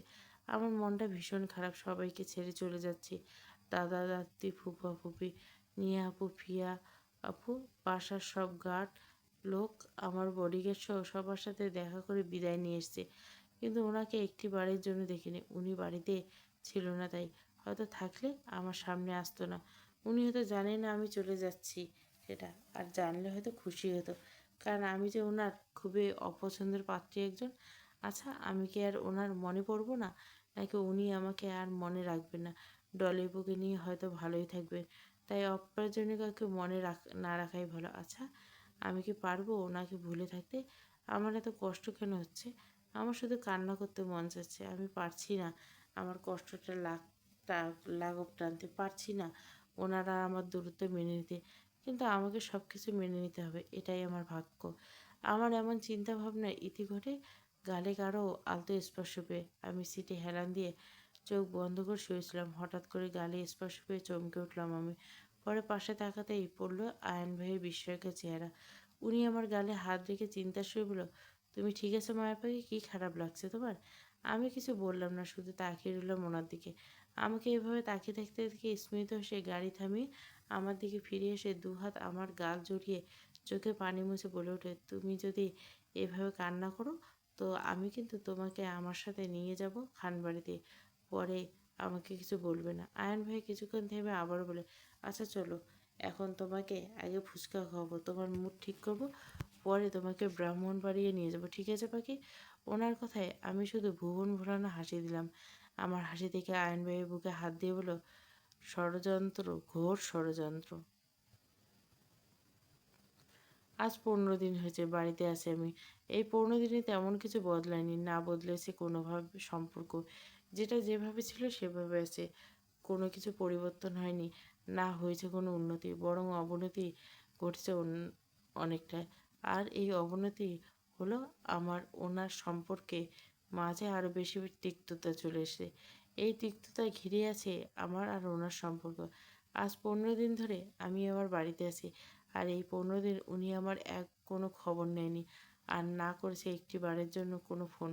হয়তো ডলি আপুকে নিয়ে ভালোই আছে, তাই আমার কথা মনে পড়ে। আচ্ছা, আমি কি ওনাকে আমার মনে পড়ে আশায় আছি? কিন্তু কেন উনি যে আমার সাথে কখনো এমন কিছু করেনি যে আমি তার আশা চেয়ে বসে থাকবো? সবটা জেনে কেন আমি এতটা বিচলিত? স্বামী বলে এতটাই বিচলিত, নাকি অন্য কিছু? না, তাকে তার মতো থাকতে দেওয়া উচিত, ভাববো না। আর আমি তাকে নিয়ে এই 15 দিন ওই বাড়িতে সবার খবর নিয়েছে, বিশেষ করে দাদা দাদি, আয়ান ভাইয়া একটু বেশিই নিয়েছে। ঘন্টায় ঘন্টায় আয়ান ভাইয়া দাদিকে ফোন করবে আমাকে। দুজনে সারাদিন ভিডিও কল করবে আমাকে। দাদি বাড়ি থেকে করবে, আয়ান ভাইয়া অফিস থেকে করবে। আমার কাজ শুধু রিসিভ করে রেখে দেওয়া, কারণ দাদির কথা বললে আয়ান ভাইয়া কোনো কথা বলে না, নিজের মতো করে কাজ করে। আর আমি কি করি সেটা লক্ষ্য করে। আমি কিছু বললে আমাকে ধমক দিয়ে চুপ থাকতে বলে, তাই কিছু বলে হয়ে ওঠে না আমার। যদিও আমার এখানে 3 দিন থাকার কথা ছিল, কিন্তু 3 দিনের জায়গায় বাড়াতে গিয়ে অনেক কাঠখড় পোহাতে হয়েছে আমাকে, নানান ধরনের মিথ্যা আশ্রয় নিতে হয়েছে আমাকে। তারপরে দাদাদি ঘন্টায় ঘন্টায় ফোন করে বলবে কবে যাচ্ছি, কখন যাচ্ছি, আমাকে ছাড়া নাকি খানবাড়ি অচল, দাদি এর কিছুই ভালো লাগে না আমাকে ছাড়া ইত্যাদি। আর আমি এটা সেটা বলে কাটিয়ে দেই ওই বাড়ি যাওয়া থেকে। আয়ান ভাইয়া যেদিন আমাকে আমাদের বাড়িতে নিয়ে এসেছিল, ওই দিন আমি বাড়িতে পা রাখার সাথে সাথে আব্বু আম্মু আমাকে জড়িয়ে ধরে কান্না করে। সে কি কান্না! এক মুহূর্তের জন্য মনে হচ্ছিল এই বাড়িটা একটি কান্নার মহল, আর আমি ভুল করে সেই মহলে ঢুকে গেছি। সেখানে একটা কান্নার রাজা আছে আর একজন কান্নার রানী, তারা শুধু কান্না আর কান্না করে বেড়ায়। কি সাংঘাতিক ব্যাপার ভাবা যায়। পরে আব্বু আম্মুর থেকে ছড়িয়ে নিয়ে ড্রয়িং রুমে সোফায় বসে পড়ি আমি। আমাকে কোলে নিয়ে পরে দু হাতে জড়িয়ে রাখে আমার বুকের মাঝখানে পুরো আধা ঘন্টা। আম্মু আয়ন ভাইয়াকে সোফায় এনে বসায়, আয়ান ভাই শুধু নীরব দর্শক, সবটা দেখেছিল। আসলে আমরা 3 ভাই বোন। এর মধ্যে আমি সবার ছোট, সবার আদরে। কখনো আব্বু আম্মুর থেকে একটা রাত দূরে থাকিনি। আবার মাঝে মাঝে রাতে আব্বু আম্মুর সাথে ঘুমাতাম। হঠাৎ করে আমার বিয়ে হয়, তাদের কোলের মেয়েটা চলে যাওয়াতে অনেক কষ্ট পেয়েছিল। আমাদের ফোনে রোজ কথা হয়েছিল, দেখা 8 মাস পরে হয়েছে। তাই হয়তো খুশিতে কান্না করে দেয় আম্মু আব্বু। আপুও ছিল আমাদের বাসায় দুলাভাইকে নিয়ে, কিন্তু আমার ভাইয়াটা ছিল না। এখনও নেই অবশ্য। ভাইয়া চিটাগাং এ আছে এই মুহূর্তে নতুন ব্যবসার প্রজেক্টটা নিয়ে। কবে আসবে জানি না, হয়তো কাজ শেষ হলে চলে যাবে। ওই দিন রাতে আয়ন ভাই ঢাকায় ফিরে গিয়েছিল। আমাদের বাসায় সবাই আয়ন ভাইকে অনেক করে বলেছিল থেকে যেতে, কিন্তু আয়ন ভাই থাকেনি। ওনার নাকি অফিসে কি কাজ আছে। যাওয়ার সময় আমাকে অনেক কিছু বলে গেছে, আমার হাত দুটো ধরে, যাতে ঠিক মতো খাওয়া দাওয়া করি, পাগলামি না করি। আর এবার ঢাকা গেলে নাকি আমার জন্য সারপ্রাইজ থাকবে। এটা কি সারপ্রাইজ আয়ন ভাইয়া, তা তো জানি না। তবে তার সারপ্রাইজ আর আমি দেখতে পারবো না, এটা শিওর। কারণ আমি তো আর ঢাকাতে যাচ্ছি না ফিরে। ঢাকা থেকে সব কিছু ছিন্ন করে এসেছি ব্রাহ্মণবাড়িতে। তাই এবার ঢাকা যাওয়ার প্রশ্নই ওঠে না। তাই তো আমার ভাইয়াকে বলে তার কাছে যাওয়ার ব্যবস্থা করছি। একবারের জন্য ভাইয়ের কাছে চিটাগাং চলে যাব, পরে ওইখানে কিছুদিন থাকার পর অন্য কোথাও চলে যাব, যেটা আমার পরিবার ছাড়া কেউ জানবে না। অবশ্যই এখনও কেউ জানে না আমার মনে কী চলছে। আর ওই বাড়ির কেউ জানে না যে আমি চিটাগাংয়ে চলে যাচ্ছি। আমি আব্বু আম্মুকে না করে দিয়েছি, যাতে দাদা দাদিকে কিছু না বলে এই বিষয়ে। ব্রাহ্মণবাড়িয়া রেল স্টেশনের সামনে দাঁড়িয়ে আছি আমি আর আব্বু। ভেতরে ঢুকতে আমাকে পাশে দাঁড় করিয়ে সামনে আগায় টিকিট কাউন্টারের দিকে। চট্টগ্রামের ভাইয়ের কাছে যাব আমি আর আব্বু। আমাকে ভাইয়ের কাছে রেখে আব্বু কাল চলে আসবে, তাই আজকে আমাকে নিয়ে যাচ্ছে। আব্বুর সামনে টিকিট কাউন্টারের দিকে আগাতে আমি হতাশ চোখে চারপাশে তাকাই ব্ল্যাকের টিকিটের জন্য। কারণ আমাদের ব্রাহ্মণবাড়ি থেকে কোথাও যেতে গেলে 3-4 দিন আগে টিকিট কাটতে হয়, নয়তো পরে টিকিট পাওয়া যায় না একদম। তার যেগুলো পাওয়া যায় সেগুলো হলো দাঁড়িয়ে থেকে যেতে হয়।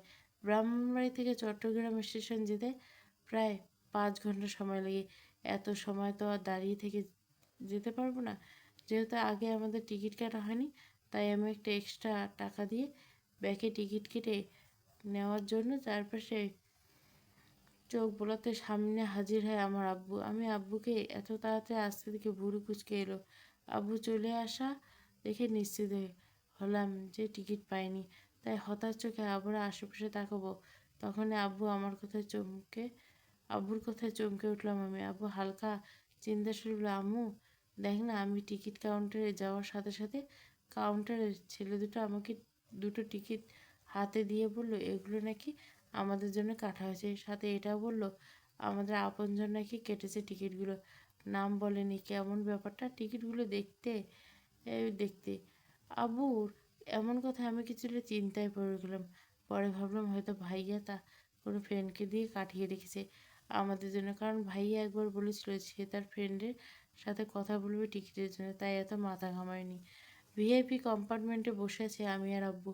আমার কাছে কেমন জানি আজীব লাগছে সব কিছু। আমরা যে ঢাবিতে বসে আছি সেটা পুরো খালি একটা রুম।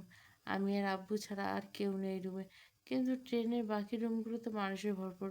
অথচ আমাদের ভিআইপি রুমে সিটগুলো এক একটা ফিক্সড প্রাইস হয়ে যাচ্ছে।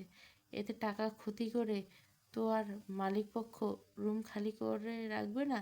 আর যদি রাখে তাহলে আমাদেরকে কেন এই রুমে জায়গা দিল? এই বিষয়টা আমাকে ভীষণ ভাবাচ্ছে। আমার এমন সব চিন্তা ভাবনা আব্বু বলে উঠলো, আম্মুনি তুমি একটু বসো, আমি টিকিট মাস্টারের সাথে কথা বলে আসছি। এই হলটা সম্পূর্ণ খালি কেন জেনে আসছি। তুমি বসো, ভয় পেও না, আব্বু আছে। মাথায় হাত বুলিয়ে দিয়ে আমি আব্বুর কথায় মিষ্টি হাসি দিলাম, মাথা নেড়ে সায় জানালাম। আব্বু যেতে আমি পুরো রুমে একা হয়ে গেলাম। কেন জানি না আমার প্রচণ্ড ভয়ও করছে এই মুহূর্তে।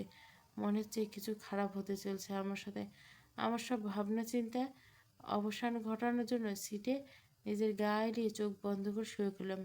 কিছুক্ষণ শুয়ে থাকার পর মনে হলো আমার সামনে কেউ বসে আছে, সাথে আমাকে গভীরভাবে পর্যবেক্ষণ করছে। তার সাথে কেবিনের ভিতর অনেক মানুষও রয়েছে, আর সবাই আমাকে দেখছে। আমার এমন হওয়ার সময় আমার ঘুমটা হালকা হয়েছে। অল্প সময়ের জন্য আমার হালকা চোখ লেগে গেছিলো, তাই ঘুমটা হালকা হতে নিজের চোখ পিটপিট করে খুলে সামনে তাকাতে আমি আঁতকে উঠি, সাথে সাথে শোয়া থেকে বসে পড়ি। সামনের মানুষটিকে দেখে ভয়ে জোরে জোরে নিঃশ্বাস নিতে হচ্ছে, কারণ এই মুহূর্তে আমার দম বন্ধ হচ্ছে তাকে দেখে। আমার সামনে আব্রাহাম রিদ খান বসেছে, মানে আমার গুণধর স্বামী। আমার সামনে সিটে গা এলিয়ে হালকা এলিয়ে বসে আছে, এক পা ফ্লোরে রাখা, অন্য পা সিটের মধ্যে তুলে দিয়ে তার উপর নিজের হাতে রাখা সেই বন্দুক ধরে নিজের কপালে স্লাইড করছে, চোখ দুটো বন্ধ। তার সাথে রয়েছে অনেকগুলো বডিগার্ড, যারা আমাদের চারপাশকে ঘিরে দাঁড়িয়েছে, হাতে বন্দুক। আমি ওনাকে এমন শান্ত অবস্থায় দেখে আমি জানি এখন সাথে খারাপ কিছু হতে চলছে। উনি তখনও চুপ। ওনার চুপ থাকাটা আমাকে আরও ভয় পাইয়ে দিচ্ছে। আমি সবটা সহ্য করতে না পেরে শব্দ করে কান্না করে দিলাম। পরে খানিকটা সাহস জুগিয়ে কাঁপা কাঁপা করে বলে উঠলাম, আব্বু, আব্বু কোথায়? বাকি কথাগুলো বলার জন্য আমার আর সাহস হলো না, আর না বলার জন্য আমার মুখটা রইল। আমি মুখ দিয়ে শব্দ বের করার আগে উনি ঝড়ের গতিতে দাঁড়িয়ে আমাকে শক্ত করে সিঁড়ির সাথে লাগিয়ে এক হাতে দুগাল চেপে ধরে অন্য হাতে বন্দুকটা আমার মুখে ঢুকায় রুডলিভাবে। ওনার চোখ ছিল খুন করার নেশা, আর চেহারায় ছিল হিংস্রতা। আমি তাকে শুধু দেখেই চলছি, আমার চোখ দিয়ে অঝরে তার পানি ঝরতে লাগলো। নিজেকে কীভাবে বাঁচাবো ওনার থেকে? উনি কি আর সত্যি আমাকে মেরে ফেলবেন?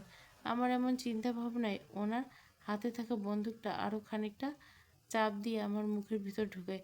এতে করে আমি আরও কষ্ট পাচ্ছি। আমার সারা শরীর ভয়ে ঘেমে একাকার, কপাল থেকে বিন্দু বিন্দু ঘাম বেয়ে ঘাড়ে পড়ছে। আমার এমন অবস্থা থেকে উনি আমার দিকে ঝুঁকে এসে লাল লাল চোখে দাঁতে দাঁত চেপে বলল, পিষে ফেলি, মেরে দিই, নাকি ট্রেনের নিচে ফেলে দিব তোকে? বউ বলে ছাড় পেয়ে যাবি তুই? আমার কাছ থেকে পালিয়ে যাবি তুই? আর আমি বুঝতে পারবো না? তোর কি মনে হয় তোর খবর থাকে না আমার কাছেই? পালিয়ে বাঁচতে পারবি আমার কাছ থেকে? সব কিছু এতই সহজ? হুম? ওনার কথা শুনে কলিজা কেঁপে উঠল আমার। উনি কিভাবে জানতে পারলো যে আমি আজকে চট্টগ্রামে চলে যাচ্ছি, তাও একেবারের জন্য? আমার পরিবারের কেউ তো ওনার পরিবারের সাথে কিছু বলেনি এ বিষয়ে, যে আমি চট্টগ্রামে যাব। আমার মনে কি প্ল্যানিং চলছে, মানে আমি কি একবারের জন্য চট্টগ্রামের ভাইয়ের কাছে চলে যাচ্ছি, সেটা তো আমি কারো কার সাথে বলিনি কখনো, এমনকি ভাইয়ের সাথেও না যে আমি তার কাছে একেবারের জন্য যাচ্ছি। সবগুলো কথা তো পেটের ভিতরে ছিল। তাহলে উনি কি করে জানলো সবটা? আমার এমন সব চিন্তা ভাবনার মাঝে ওনা আমার গালে চেপে ধরা হাতটা গাল থেকে ছাড়িয়ে শক্ত হাতে মাথার হিজাবের উপর দিয়ে আমার চুলগুলো টেনে ধরে তার একদম কাছে নিয়ে এসে তার নিঃশ্বাস আমার সারা মুখে আশ্রে পড়ছে। আমার আর ওনার দূরত্বটা 1 ইঞ্চিও হবে না। উনি আমার মুখের দিকে কিছুক্ষণ তাকিয়ে থেকে ভুরু কুচকে বলে, ভাইয়ের কাছে যাবি তাই না? একটা কাজ করি, তোর সাথে সাথে তোর ভাইয়াকে মেরে দিই আমি, তারপর তোর পরিবারকেও মুক্তি চাই না? তোর নে, সব কটাকে একসাথে মুক্তি দিয়ে দেবো। কি বলিস, ভালো হবে না? আমার কাছে কিন্তু দারুণ মনে হচ্ছে। আর এটার হেডলাইন কী হবে জানিস? বউ তার স্বামীর মুক্তি করতে গিয়ে সহ পরিবার নিয়ে মৃত্যুবরণ করে। এই নিয়ে শোকাহত তার স্বামী রিদ খান। দারুণ হবে বিষয়টা। বলে আমাকে ছেড়ে দিয়ে আমার সিটের সামনের টেবিলে বসে বসে পা ঝুলিয়ে নিজের হাতে থাকা বন্দুকটির দিকে একবার কপাল চুলকে বাঁকা চোখে আমার দিকে তাকায়। তারপর সাথে সাথে আমার দিকে আবারও বন্দুকটা তাক করে গুলির জন্য। আমি ওনার এমন কাজে ভয়ে 2 হাত দিয়ে নিজের মুখ চেপে ধরে হিচকি তুলে কান্না করছি, কারণ এছাড়া আর আমার কিছু করার নেই। কিছু বললে আমার সাথে সাথে আমার পরিবারকে মেরে দিবেন উনি। আমার জন্য আমার পরিবারে কিছু হোক তা আমি চাই না, কিন্তু আমার আব্বু তো আমার সাথে ছিল। আব্বু এখনো আসছে না কেন? উনি আমার আব্বুর সাথে কিছু করেনি তো? আব্বুর কথা মনে আসছে, ঝটপট করে মুখ থেকে হাতটা সরে কান্না করতে করতে বলে ওঠে, আব্বু যাব, আব্বু কই, আমার আব্বু কোথায়? আমার কথা উনি খানিকটা আদরের সুরে বলে ওঠে, আমার সোনা, আব্বু যাবে? কিন্তু আমার শ্বশুর না তার মেয়েকে তার গুণধর জামাইয়ের কাছে রেখে একা নিজের বাড়ি চলে গেছে। কেমন না বিষয়টা? কই আমাকে জামাই আদর করবে তা না, নিজে একাই চলে গেছে, যাকগে। আর হ্যাঁ, মনে পড়ছে, কিছুক্ষণ আগে আমি নিজেই তো বাড়ি যাওয়ার জন্য আমার ড্রাইভারকে দিয়ে পাঠালাম তার শ্বশুরকে। বলে আমার দিকে কিছুক্ষণ তাকিয়ে থেকে আমাকে কান্না করতে দেখে বিরক্ত নিয়ে আসিফের দিকে তাকায় উনি। পরে উনি খিটখিটে মেজাজে আসিফকে উদ্দেশ্য করে বলে, আসিফ, বউ আটকানোর কোনো পদ্ধতি আছে তোর কাছে? তাকালে ঝটপট বলতো, বউ আমার দুদিন পর পর খালি পালাতে চায় আমার থেকে, আর বউকে গিয়ে আটকাতে হয় আমার। দুই দুই পর পর প্যারা ভালো লাগে না। আমার বউ যাতে আটকাতে পারি পার্মানেন্টলি। তোর কাছে কোনো পদ্ধতিতে জানা থাকলে বল আমাকে, যদি না থাকে তো বউয়ের সাথে সাথে তোকে গুলি করে মারবো হারামি। দুদিন পর পর এই প্যারা কি ভালো লাগছে আমার। কি হলো বল, ধমক দিয়ে। ওনার কথা আসিফ ভয়ে কাচুমুচু করতে করতে আসিফ বলে, ভাই ভাবিকে জিজ্ঞাসা করেন না যে ভাবি কি চায়, এমনটা কেন করছে। আসিফের কথা উনি যেন তেলে বেগুনে জ্বলে ওঠে। পরে ধমকের সুর বলে, হারামির বাচ্চা, আমার বউ বললে তোকে আমি জিজ্ঞাসা করতাম নাকি? তুই বল আমার বউ কী চায়। ওনার কথা আসিফ একটা শুকনো ঢোক গিলে চোখ ছোট ছোট করে ওনার দিকে একবার তাকিয়ে আবার মায়ের দিকে তাকাচ্ছে। আসিফ যে অদ্ভুতভাবে ফেসে গেছে সেটা ভালোই বুঝতে পারছে। এখন যদি ওনাকে আমার বিষয়ে কিছু না বলে তাহলে ওনার গুলি মারতে হবে আসিফকে। আর যদি বলে তো কি বলবে, সে নিজেই আমাকে কয়েকবার দেখেছে মাত্র। এই মুহূর্তে ওনাকে কি বলবে কিছু বুঝে উঠতে পারছে না, তাই খানিকটা থেমে আমতা আমতা করে বলে ওঠে, ভাই ভাবি মনে হয় ভালোবাসা চাই আপনার কাছ থেকে। ভাবিকে ভালোবাসা দিয়ে আটকানো যায় না। আসিফের কথা উনি খানিকটা নড়ে চড়ে ওঠে, আমার দিকে তাকিয়ে গম্ভীর কণ্ঠে বলে, ভালোবাসা চাই তাই তো তোর? ঠিক আছে, দিব তোকে ভালোবাসা। আসিফ, তোর ভাবির জন্য একটা হানিমুন সুইটির ভোগ করতো। কাল যাব তোর ভাবিকে নিয়ে হানিমুনে। উনি ওনার কথা শেষ করে বন্দুকটা নামায় আমার মাথা থেকে।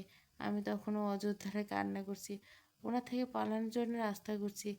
আমার এমন ভাবনা চিন্তার মাঝে উনি শক্ত হাতে আমার এক হাত চেপে ধরে নিজের মতো করে টেনে নিয়ে যেতে লাগলেন। ওনার গাড়ির সামনে এসে গাড়ির পেছনের দরজা খুলে এক প্রকার ছুঁড়ে মারেন আমার গাড়ির ভিতরে। আমি গাড়ির ভিতরে হুমড়ি খেয়ে পড়লাম উবুর হয়ে।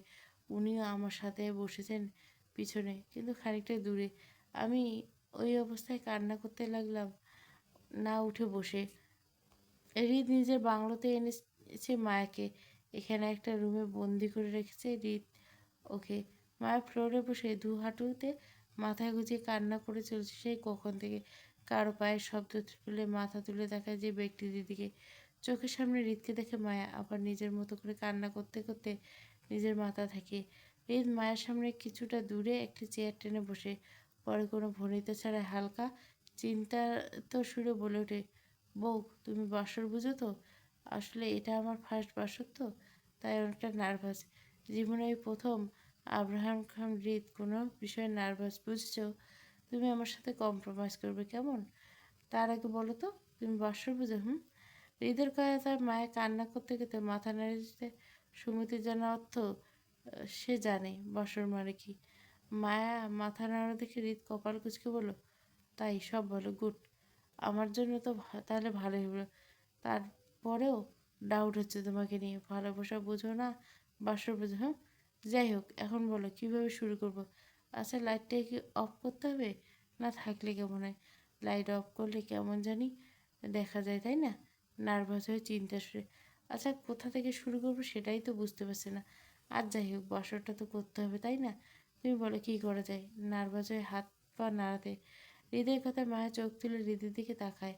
তারপর ডান হাতের উল্টো পিঠে নিজের নাক মুছে কান্না জড়িত কণ্ঠে বলে, বাসর করতে পারবো না তো আপনার সাথে, নাক টেনে।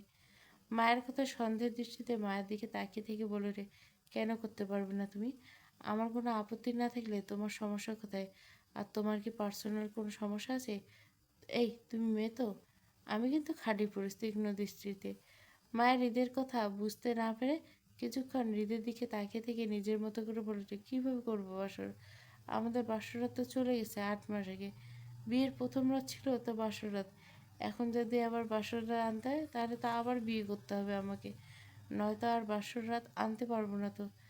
মায়ের বোকা খোদায় হৃদের সন্দেহ দৃষ্টিটা আরও গাঢ় হয়েছে। পরে সন্দেহ দৃষ্টিতে মায়েকে প্রশ্ন করে, তোমাকে কে বললো বিয়ের প্রথম রাত ছাড়া বাসর করা সম্ভব হয় না?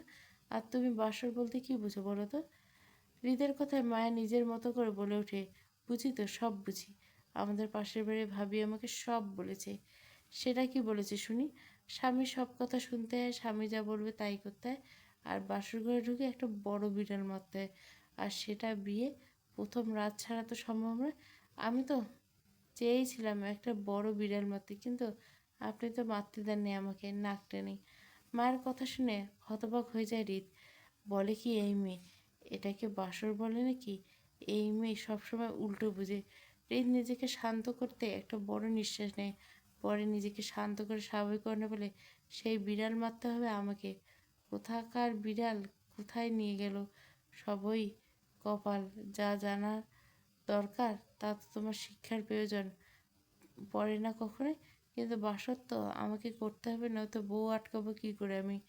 হৃদ খানিকটা থেমে আবারও বলে, আচ্ছা, তোমাকে কিছু করতে হবে না, তুমি শুধু ভয় পাও না কেমন, সাথে চুপ হয়ে থাকবে। এবার কাছে এসো, হাতের ইশারায়। হৃদের ইশারা পেয়ে মায়া ভয়ে সিটিয়ে যায়, পরে নিজের মাথাটা নিচু করে ফেলে, কিন্তু জায়গাটায় বসে থাকে। হৃদ মায়ের নরনচড় না দেখে ধমকে দিয়ে বলে, তুমি কি আমার কাছে আসবে নাকি আমি গুলি করব তোমাকে, কোনটা? হৃদের ধমক পেয়ে মায়ের কান্নার বেগ আরও বেড়ে গেল। পরে কান্না করতে করতে উঠে এসে হৃদের দিকে আগায়, গুটি গুটি পায়ে। মায়ের হৃদের সামনে এসে দাঁড়াতে হৃদ একবার মায়েকে উপর নিচ পর্যন্ত চোখ বুলে। হৃদ অনেকটা নার্ভাস, এই নার্ভাসের কারণ দুটো হাত ঠান্ডা হয়ে আসছে। জীবনে প্রথম হৃদ এতটা নার্ভাস, যা জীবনে প্রথম খুন করতে হয়নি, কিন্তু আজ ভীষণভাবে হচ্ছে। বুকটা তার ধুকপুক শব্দ তুলে বাজছে রীতিমতো। নিজেকে প্রচণ্ড দুর্বল মনে হচ্ছে মায়ের সামনে। হৃদ মায়ের দিকে এক কদম এগিয়ে আসে, পরে কাঁপা কাঁপা হাতে মায়ের গাল স্পর্শ করে। হৃদের মনে সাথে সাথে শরীরে কারেন্টও বয়ে যায় মুহূর্তে। হৃদ চমকে ওঠে, সাথে সাথে নিজের হাতটা সরিয়ে নেয় মায়ের গাল থেকে। আগে অনেকবার হৃদ মায়াকে অনেকভাবে ছুঁয়েছে, কিন্তু কখনো নিজের মাথায় এত উত্তেজনা কাজ করেনি। তাহলে আজ কেন লাগছে? আগে তার বউকে খারাপভাবে ছুঁয়েনি বলে, আর সেইভাবে ছুঁয়েছে বলে এমন উত্তেজনা কাজ করছে? হৃদ মায়ের দিকে কিছুক্ষণ আহাম্মকের মতো তাকিয়ে দেখে নার্ভাস হয়ে তাড়াতাড়ি বলে, চোখ বন্ধ করো তাড়াতাড়ি। হৃদের কথায় কান্না অফ করে তার দিকে তাকিয়ে উল্টো চোখ বড় বড় করে তাকিয়ে থাকে। আসলে হৃদ কেউ বলতে চেয়েছে বা কী করতে চাইছে তা আমি বোঝার চেষ্টা করছে মায়া। হৃদ মায়ের চোখ বড় বড় করা দেখে খানিকটা রেগে বলল, সেই তোমাকে চোখ বন্ধ করতে বললে উল্টে চোখ বড় বড় হয়ে যায়। বাসর বুঝো না, আবার বাসর করতে এসেছো? যাও, তোমার সাথে আমার কোনো বাসর হবে না, সব ক্যান্সেল। সব মানে সব, হানিমুনে ক্যান্সেল। বলে এক প্রকার পালিয়ে যায় হৃদ মায়া থেকে। বাসরের বিষয়টা এড়িয়ে গেলে দ্রুত রুম ত্যাগ করলে। এই মুহূর্তে হৃদ নিজেকে পাগল পাগল লাগছে, যে একটা মেয়ের সামনে এতটা দুর্বল হয়ে যাবে সেটা কখনো ভাবেনি। তাকে এই মুহূর্তে প্রচণ্ড অস্থিরতায় ভুগতে হয়েছে। ভালোবাসা থাকলে বাসর করা যায়, কিন্তু ভালোবাসা ছাড়া ইম্পসিবল। তাই এই মেয়েটাকে আটকানোর জন্য অন্য কোনো পথ অবলম্বন করতে হবে, তবু এই পথ না। খানবাড়ির বিশাল ড্রয়িং রুমে দাদির পিছনে লুকিয়ে আছি আমি, আমি আঁচল ধরে। আমাদের সামনে দাঁড়িয়েছে আমার ভিলেন বর, চোখ মুখে তার রাগ স্পষ্ট। আমাকে যেন চোখ দিয়ে ভস্ম করতে পারলেই শান্তি, তার এমন মনোভাব। দাদি সহ বাকি সবাই হতবাক, সাথে ভয়ে ভয়ে ভাব চোখে মুখ। কারণ দুই, আমি ওনার সাথে কি করছি এই মুহূর্তে? দুই, আমার উপর উনি রাগে আছেন কী কারণে? সাথে আমার পরিণতি কী হবে? এটা নিয়ে সবাই চিন্তিত, আয়ন ভাইয়া দাদাজান বাদে। ওনারা দুজনে এই মুহূর্তে অফিসে আছেন, তাই সবাই রয়েছে ড্রয়িং রুমে জুড়ে। কাজের লোকগুলো একপাশে দাঁড়িয়েছে আর ভয় ভয় নজরে আমাকে দেখছে, তো একবার ওনাকে দেখছে।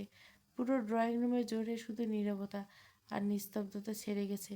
কারো মুখে কোনো কথা নেই, কারণ কিছুক্ষণ আগে উনি আমাকে এখানে এনে এক প্রকার দাদির সামনে ছুঁড়ে মেরে আমি তাল সামলাতে না পেরে ফ্লোরে উবুর হয়ে, যাতে আমার দু হাতে কিছু ব্যথা পাই আমি। আমাকে এভাবে নিয়ে আসা দাদি উত্তেজিতার সাথে দ্রুততার সাথে আমাকে টেনে নিজের বুকে চেপে ধরে দু হাতে, আর সাথে সাথে বাকি সবাই ড্রয়িং রুমে উপস্থিত হয়ে যায়। আর আমি হিচকি তুলে অনবরত কান্না করে চলছি। ওনার ভয়ে বাঁকা চোখে ওনার দিকে তাকিয়েছিলাম। আমার এমন কান্নায় উনি আরও রেগে তেড়ে আসেন আমার দিকে মারার জন্য। ওনাকে তেড়ে আসতে দেখে আমি দাদির বুক থেকে নিজেকে ছড়িয়ে পিছনে লুকিয়ে পড়ি। আমাকে লুকাতে দেখে উনি থেমে যায়, চোখ মুখ শক্ত করে তাকিয়ে থাকে আমার দিকে। আমার এমন বিধ্বস্ত অবস্থা থেকে দাদি রেগে খানিকটা উচ্চস্বরে চেয়েছি বলে, এই কি, আমার সোনামার সাথে কি করছিস? ও ওর এমন অবস্থা কী করে হলো? আর শোনো মা, তো ওর বাসায় ছিল, তাহলে তুই ওকে বাসায় থেকে ধরে আনলি কোন সাহসে? এই তুই মেয়েটাকে শান্তি দিচ্ছিস না? তুই ওর পিছু ছাড়ছিস না কেন?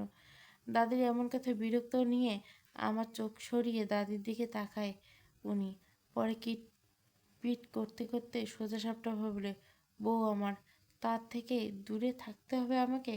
পারবো না আমি দূরে থাকতে, দরকার হলে বউ নিয়ে সাথে ঘুরবো আমি, তবু বউ ছাড়া দিব না আমি, একদমই না। আর এখন তো তোমার সোনামাকে তুলে নিয়ে আবার এসেছি, কিন্তু আমার কথা না শুনলে পরের বার তুলে নিয়ে গিয়ে ভুলটা করব না।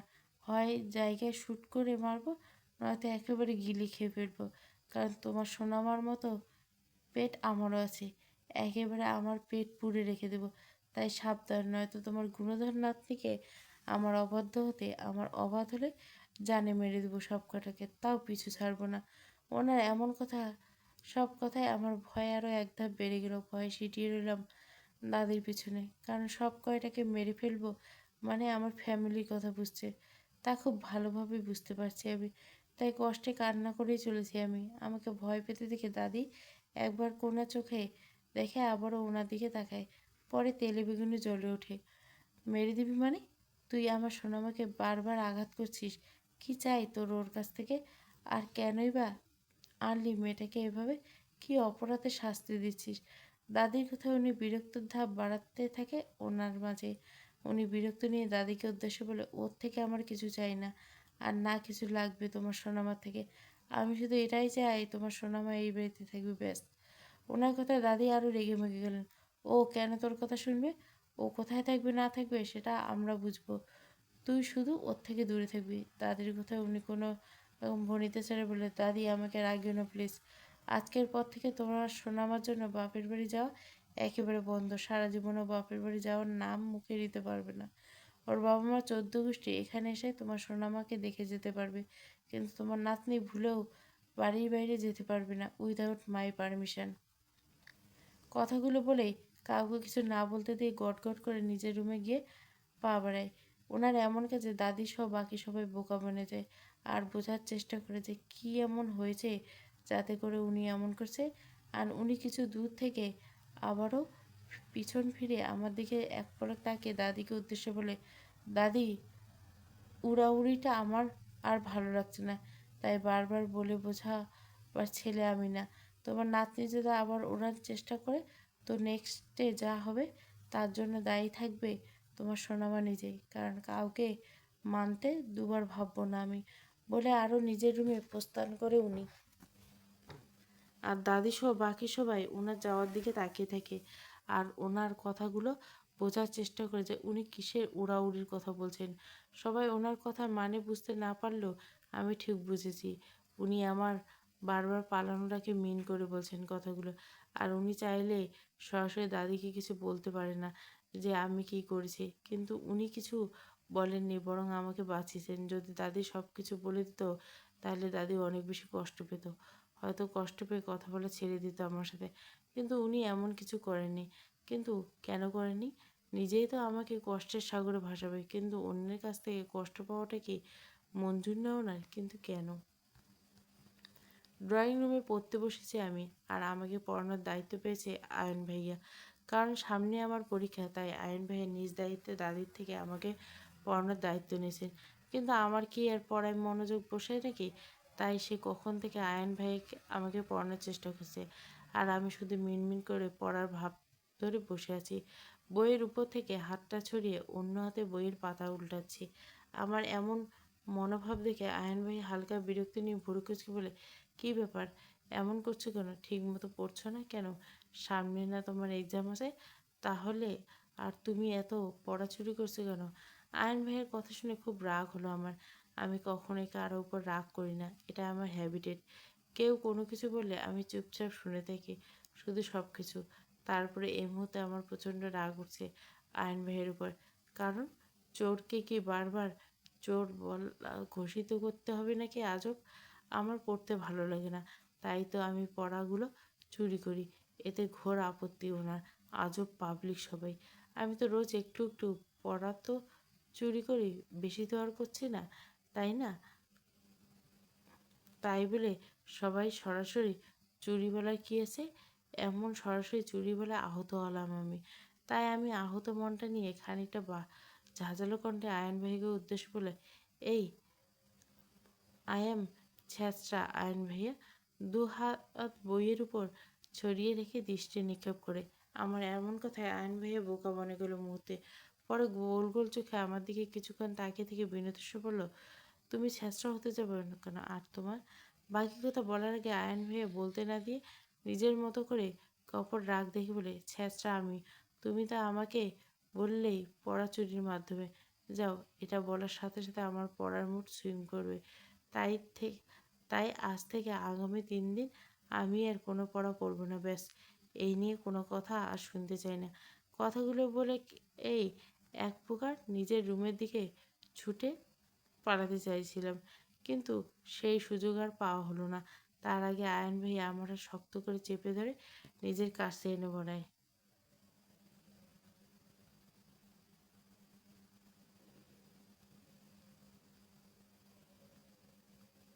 তারপর ভুরু কুচকে বলল, "উম, মায়া পাখি, তুমি হৃদের ধাঁচে ধরছো?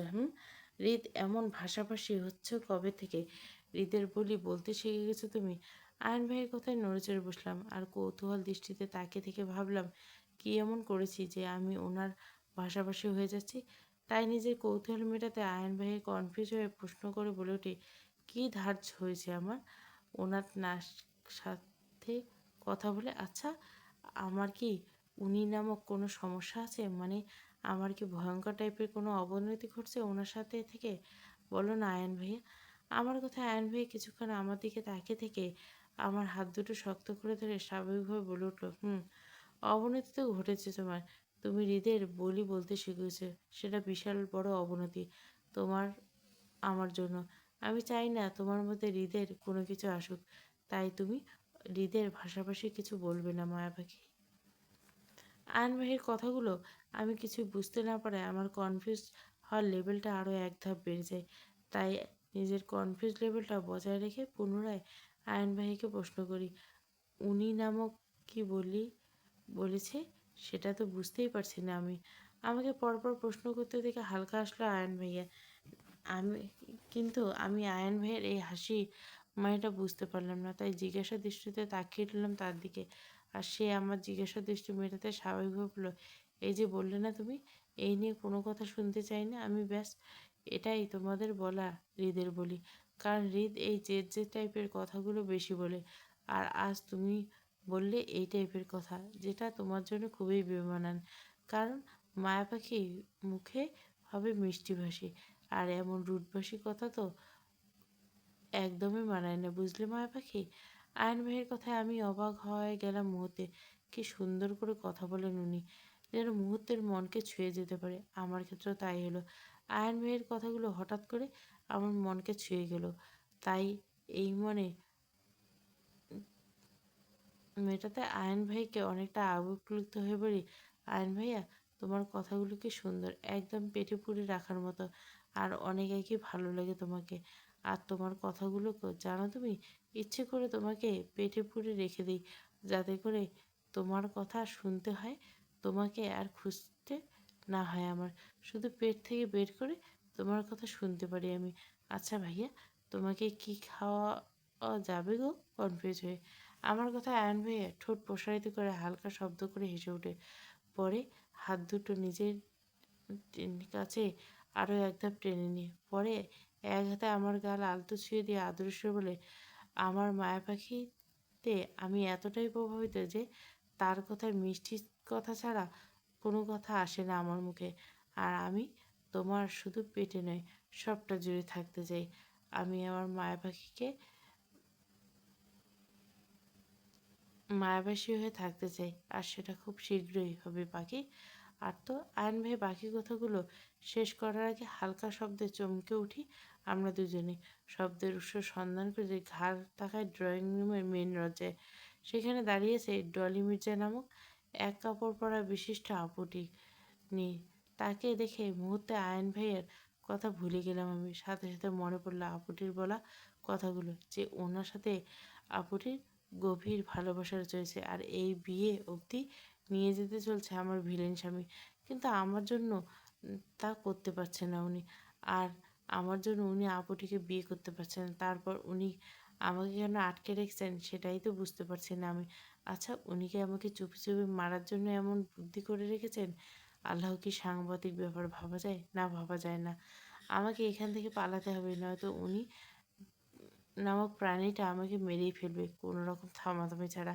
তাই আমাকে উনি নামক প্রাণীটিকে থামাতে হলে ডলিয়াপুর মাধ্যমে। হৃদ কোথায় আন? ডলিয়াপুর কথা শুনে ভাবনার ছেদ ঘটল। আমি আপুর দিকে উৎসুক দৃষ্টিতে তাকিয়েছি, আর আমাকে এভাবে তাকাতে থেকে হালকা বিরক্তি নিয়ে আমাকে বলে ওঠে, হোয়াট? এভাবে তাকিয়েছো তুমি কেন? আর হৃদ কোথায়, তুমি সেটা বলতে পারো? ডলিয়াপুর কথা আমি দ্রুত নিজের মাথা নাড়িয়ে সুমতি জানা, যার অর্থ আমি জানি উনি কোথায় আছে। আমার মাথা নাড়া দেখে ডলি আপু মুখে একচিত্তে হাসি ফুটে ওঠে, আর আপুর হাসি দেখে আমি হাসি মুখে কিছু বলতে যাব, তার আগে আয়ন ভেয়ে বেশ বিরক্ত নিয়ে ডলি আপুকে অনেকটা রুট গলায় বলে ওঠে, রিদ, নিজের রুমে গিয়ে দেখে নাও। আর একটা কথা, আজকে যেভাবে মায়ের সাথে উচ্চস্বরে কথাগুলো বলে, নেক্সট টাইম যাতে এভাবে কথা বলতে না দেখে তোমায়, দেখলে কিন্তু হিতের বিপরীত হতে পারে তোমার জন্য। আর আমি কিন্তু এত ভালো নই, সেটা তুমি ভালো করে জানো। আয়ন ভাইয়ের কথা আমি অবাক হয়ে চোখ বড় বড় করে তাকিয়ে রইলাম ওনার দিকে। উনি কী বলছেন কিছু বোধগম্য হচ্ছে না এই মুহূর্তে। আর না, বুঝতে পারছি আপু তো আমার সাথে কোনো রুট ব্যবহার করেনি, তাহলে আয়ন ভাইয়ের এমন সব কথাগুলো কেন বলছে আপুকে? আমি কিছু বুঝতে না পেরে বোকার মতো আয়ন ভাইয়ের দিকে তাকিয়ে একবার ডলি আপুর দিকে বারবার তাকাচ্ছি। আমার এমন কথায় ডলি আপু হালকা বিরক্তি নিয়ে আয়ন ভাইকে বলে ওঠে, ঠিক আছে আয়ন, তোমার কথাগুলো আমার মাথায় থাকবে। আর হ্যাঁ, ধন্যবাদ হৃদয় খবর দেওয়ার জন্য। নাই বয়, বাই বলে কাউকে কিছু না বলতে দিয়ে গটগট করে ওনার রুমের দিকে পা বাড়ে। আর আমরা দুজনে ডলির উপর যাওয়ার দিকে তাকিয়ে রইলাম। আমার তাকানো কিছু জানার উৎস থাকলেও আয়ন ভাইয়ের তাকানো রয়েছে একরাশ বিরক্তি মাখানো চায়নি। রাত 12টা কি 12:30 আসবে। খানবাড়ির ডাইনিংয়ে রয়েছে নিস্তব্ধ চাপা একটা পরিবেশ। আর এই নিস্তব্ধতা বিরাজ করছে হৃদের জন্য। এই মুহূর্তে ডাইনিংয়ে বসে আছে হৃদের দাদাদি, হৃদ আর আয়ন। সবাই চুপচাপ খেয়ে যাচ্ছে, কারো মুখে কথা নেই। হেনা খান দাদি কাচুমুচু করছে হৃদকে কিছু বলার জন্য সেই কখন থেকে, কিন্তু হৃদের ভয়ে কিছু বলতে পারছে না, উল্টে নিজের সিটিয়ে যাচ্ছে বারবার ভয়ে। হৃদ তার দাদির মনের অবস্থা বুঝতে পেরে কোনো হেলদোল ছাড়া বলে সে এক মনে নিজের মতো করে চামচ নাড়িয়ে খাবার মুখে দিচ্ছে, জেনে এই মুহূর্তে খাবার খাওয়া ছাড়া আর কোনো কাজ নেই। হেনা খান আর চোখে হৃদকে এক পলক দেখে পরে নিজেকে শক্ত করে ধারালো গলায় উৎসুকভাবে হৃদকে উদ্দেশ্য করে বলে, হৃদ, তোমার আর মায়ের ডিভোর্স কাজটা তাড়াতাড়ি সারতে চাই আমি। তুমি মায়াকে না নিজের বউ মানিস, আর না অন্য কিছু। তাছাড়া তুই তো তোর মতো স্বাধীন থাকতে চাস, তাই তোকে তোর স্বাধীনতা দিচ্ছি আমি। তুই শুধু আমার সোনামার থেকে দূরে থাকিস। হেনা খানের কথায় উপস্থিত সবাই চমকে উঠল। হৃদের রিয়াকশন ছিল স্বাভাবিক। সে নিজের মতো করে খেয়েই চলছে এক মনে, যেন সে কিছুই শোনেনি, তাকে কেউ কিছু বলেনি এই মুহূর্তে, আর তার কানে কোনো কথা আসেনি। আর বাকি দুজন মানে আয়ান আর আরাফ খান হতবাক হয়ে চোখ বড় বড় করে তাকিয়েছে হেনা খানের দিকে, কারণ এই মুহূর্তে হেনা খান এমন কিছু বলবে তারা এটা আশা করেনি। তাই অবাকের সাথে সাথে হতবাক হয়েছে তারা। তাই একবার হেনা খানের দিকে, তো একবার হৃদের দিকে। আরাফ খান হৃদের বাইরে ভিতর সম্পর্কে সম্পূর্ণ অবগত। হেনা খান হৃদের কোনো সম্পর্কে অবগত নেই, তাই নিজের মতো কথাগুলো বলে যাচ্ছে। আর আরাফ খান নিজের স্ত্রীর পক্ষে সম্মতি জানালো এই মুহূর্তে উনি চুপ করে আছেন সবটা বোঝার জন্য, কারণ উনি কয়েকদিনে হৃদের অনেক কিছু দেখেছেন মায়াকে দেখে, তাই আজকে শিওর হওয়ার জন্য বাকিটা দেখতে এসেছেন। তাই নীরব দর্শকের মতো শুধু নিজের চোখটা বলেছেন। আর আয়ান এই মুহূর্তে কোনো কিছু আশা না করে হেনা খানকে সম্মতি জানাতে সাপোর্ট নেয়, কারণ বিষয়টা তাকে আর মায়াকে নিয়ে। তার মায়াকে চাই, সে সুবাদে যে কোনো কথায় গুলো বলুক না কেন তার কোনো আপত্তি নেই। তাই আয়ন হৃদের দিকে উৎসুক দৃষ্টিতে তাকিয়ে থাকে উত্তর আসে। হেনা খান হৃদের কোনো ভাবান্তর না থেকে বিরক্তি নিয়ে খালকাটা ঝাঁঝালো কণ্ঠে বলে ওঠে, আমি তোকে কিছু বলছি হৃদ, আমি আমার সোনামাকে তোর সাথে দেখতে চাই না। তোর সাথে ওর ডিভোর্স করিয়ে আবার বিয়ে দিব আমার সোনামার। আমি চাই তোদের তাড়াতাড়ি ডিভোর্স করাতে। আর তোদের ডিভোর্সের কোনো চিন্তা করতে হবে না, সবটাই আয়ন দেখে নিবে, তুই শুধু সাইনটা করে দাদির কথা কোনো নড়াচড়া হলো না হৃদয়। সে আগের মতো অন্য ভূষণ করে যাচ্ছে চামচ নাড়িয়ে নাড়িয়ে শান্ত দৃষ্টিতে। হৃদের এমন ভাব দেখে কপাল কুঁচকে এলো আয়নের। সে ঠিক বুঝতে পারছে না যে হৃদ এভাবে চুপ থাকার মানেটা কি। এবার হৃদ নড়েচড়ে না দেখে তেলে বেগুনে জ্বলে উঠল হেনা খান। পরে রেগে চোখ মুখ শক্ত করে হৃদকে বলে ওঠে, এই তুই কি আমার কথা শুনতে পারিস না?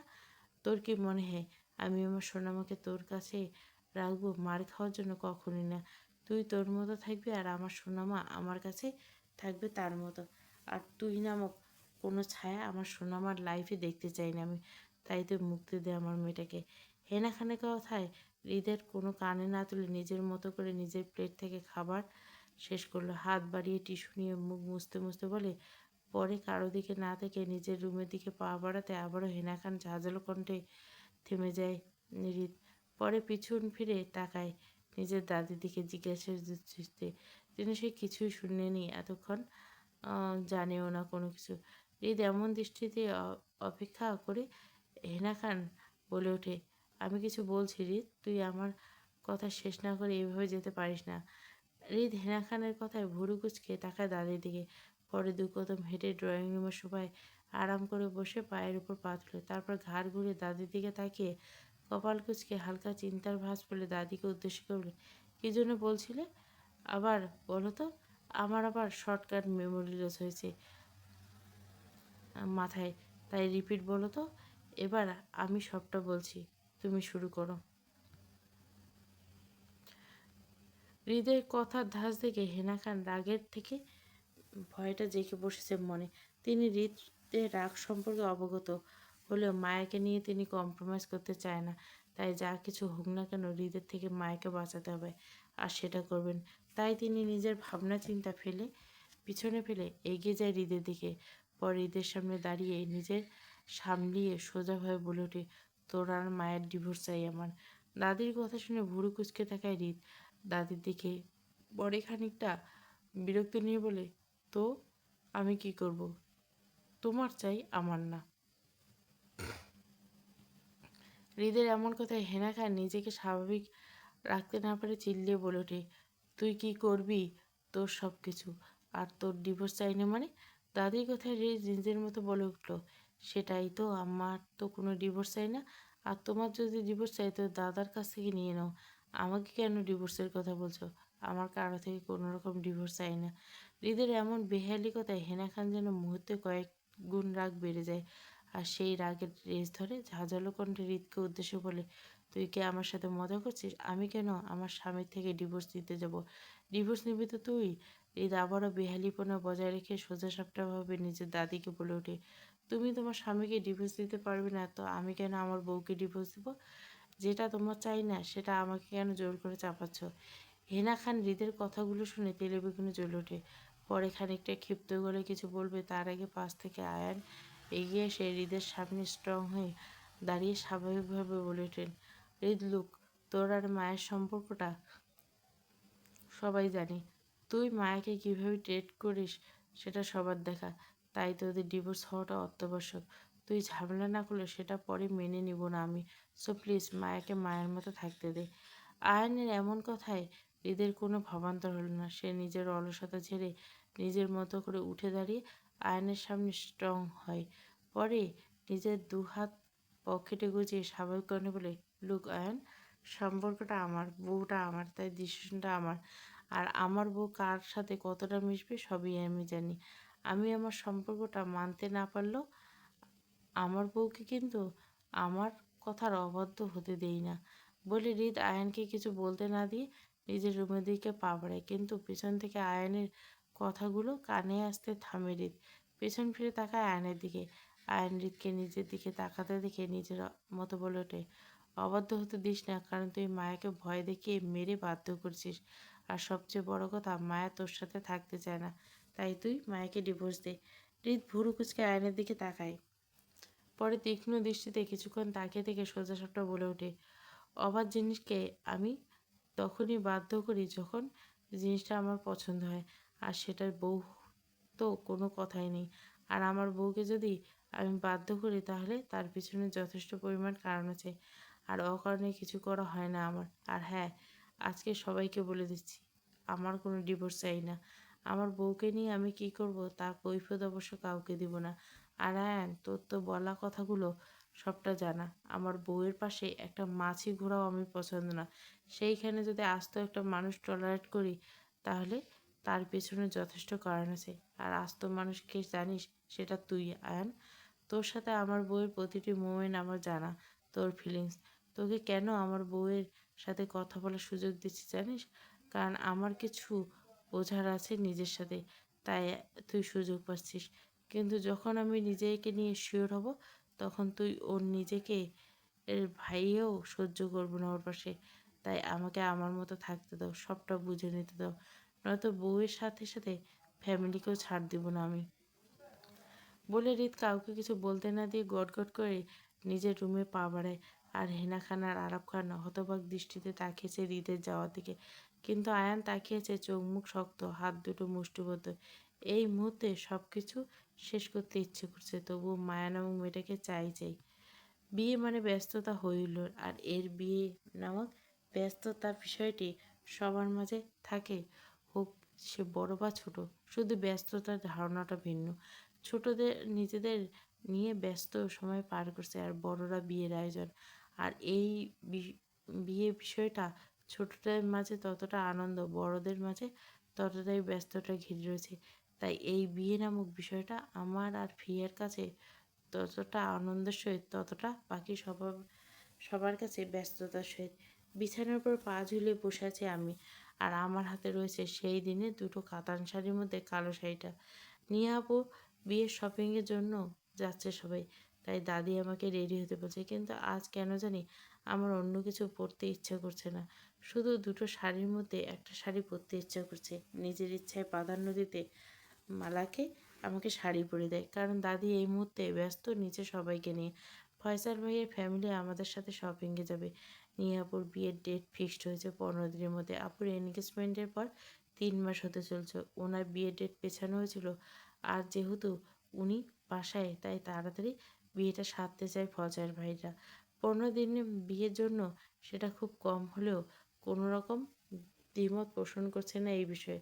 সবাই সবটা বুঝে কাজে উঠে লেগে পড়ছে, শুধু আমার গুণধর স্বামী ছাড়া। ওনাকে তো দেখাই যায় না ওই দিনের পর থেকে। উনি ইচ্ছে করে আমার সামনে আসে না। এখন কেন আসে না সেটাই আমি বলতে পারি না। তবে আমিও চাই না আমার সামনে আসুক, লাগবে না আমারও না। উনি মানে আমার জন্য আতঙ্ক, সবসময় আমাকে ভয় দেখে চলে যায়। তাই আমার সামনে না আসলে বাঁচি আমি। মালার কাছ থেকে শাড়িটা পরা হতে গেলে আয়নের সামনে দাঁড়াতে চমকে উঠে আমি। শাড়িটাকে আমাকে কেমন যেন অদ্ভুতভাবে জড়িয়ে গেছে। মনে হচ্ছে কেউ তার ভালোবাসা গাঢ় রঙে রাঙিয়ে তুলছে আমাকে। দাদি বলেছে দাদি শাড়ি দুটো দেয়নি আমাকে। তাহলে কে দিল এই শাড়ি দুটো? যা আর অদ্ভুত বিষয় হলো, আমাকে তো কেউ ঋত বলে ডাকে না। তাহলে ভালোবেসে কে আমাকে রিত বলে ডাকলো? আমার এমন চিন্তা ভাবনার মাঝে মালা পিছন থেকে বলে উঠল, মামুনি আপনি এই সুন্দর লাগতেছে, একদম পরিণাহান ফকফকা লাগতেছে। মালার কথায় ঠোঁট প্রসারিত করে হাসি আমি। পরে মালাকে রেডি হতে বলে নিজের কাজে মন দেয়। আজ নিজেকে সাজাতে বড্ড মন চাইছে আমার। ভালোবাসার এই রঙটা নিজেকে রাঙিতে ইচ্ছা করছে, তাই নিজের ইচ্ছেকে প্রাধান্য দিয়ে বসে পড়লাম নিজেকে সাজাতে। 2 হাতে পুরো কালো কালারের রেশমি চুড়ি পরলাম, চোখে গাঢ় লিপস্টিক, ঠোঁটে ভারী পিঙ্ক কালারের লিপস্টিক, কপালে সাদা ছোট পাথরের টিপ, কানে কালো পাথরের টপ পরে নিলাম। শাড়ির আঁচলটা ছেড়ে দিলাম। পরে সব কিছু ঠিকঠাক করে দাঁড়িয়ে আছি চুলগুলো হাতে নিয়ে। কী করবো ভেবে না পেরে ছেড়ে দিলাম। আয়নায় একবার নিজেকে দেখে বেরিয়ে পড়লাম ড্রয়িং রুমের উদ্দেশ্যে। উপরে সিঁড়ি থেকে নিচের ড্রয়িং রুমে চোখ বোলালাম। সবাই যার যার মতো ব্যস্ত। দাদা দাদি ফুফু ফয়সাল ভাইয়ের ফ্যামিলির সাথে সবাই বসে আছে। নিহাবু আর ফয়সাল ভাইয়া অন্য পাশের সবাই। ফিয়া নিজের ফোনে চ্যাটিং করেছে রেডি হয়ে বসে। আয়ন ভাইয়া নাকি অফিসে আছে এখন, আমাদের সাথে শপিং মলে দেখা করবেন। সবাই উপর থেকে এক পলক দেখে নিজের মতো করে এগিয়ে যাচ্ছিলাম দাদাদের উদ্দেশ্যে। কিন্তু মাঝপথে আমার পা দুটো থেমে যায় কাউকে দেখে। ক্লান্তিপাকা শরীরে মেন দরজা দিয়ে এগিয়ে আসছেন উনি।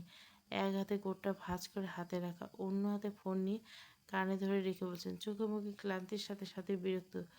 উনি এমন হঠাৎ আগমনে উপস্থিত সবাই খুশি হয়। দাদি হাসি মুখে এগিয়ে এসে আদর্শ বলেন, আমার সোনাবা কি আজ খুব বেশি ক্লান্ত? আজ তাড়াতাড়ি বাড়ি ফিরছে, ভালো হয়েছে। সবার সাথে আজ তুই সারাটা সন্ধ্যা থাকবি, যা গিয়ে ফ্রেশ হ। দাদির কথায় উনি পাশ ফিরে তাকায় দাদির দিকে, পরে কলটা কেটে দাদিকে স্বাভাবিক করে, আমি একটু ক্লান্ত আর দাদি ভালো লাগছে না আমার। তোমরা সবাই যাও প্লিজ, এই বিষয়ে আমাকে টেনো না, আমি কোথাও যেতে পারবো না। বলে উনি সবার থেকে বিদায় নিয়ে নিজের মতো করে কিছুটা এগিয়ে এসে দেখে যায় আমাকে ভূত দেখার মতো চমকে আছে। তার চেহারা দেখে বোঝা যাচ্ছে এক প্রকার হাঁ করে তাকিয়েছে আমার দিকে। আমি কখনোই ওনাকে এমন অদ্ভুত নজরে তাকাতে দেখিনি। উনি কেমন করে তাকিয়েছে আমার দিকে, বারবার বলছে, উপর থেকে নিচ পর্যন্ত চোখ বুলাচ্ছে।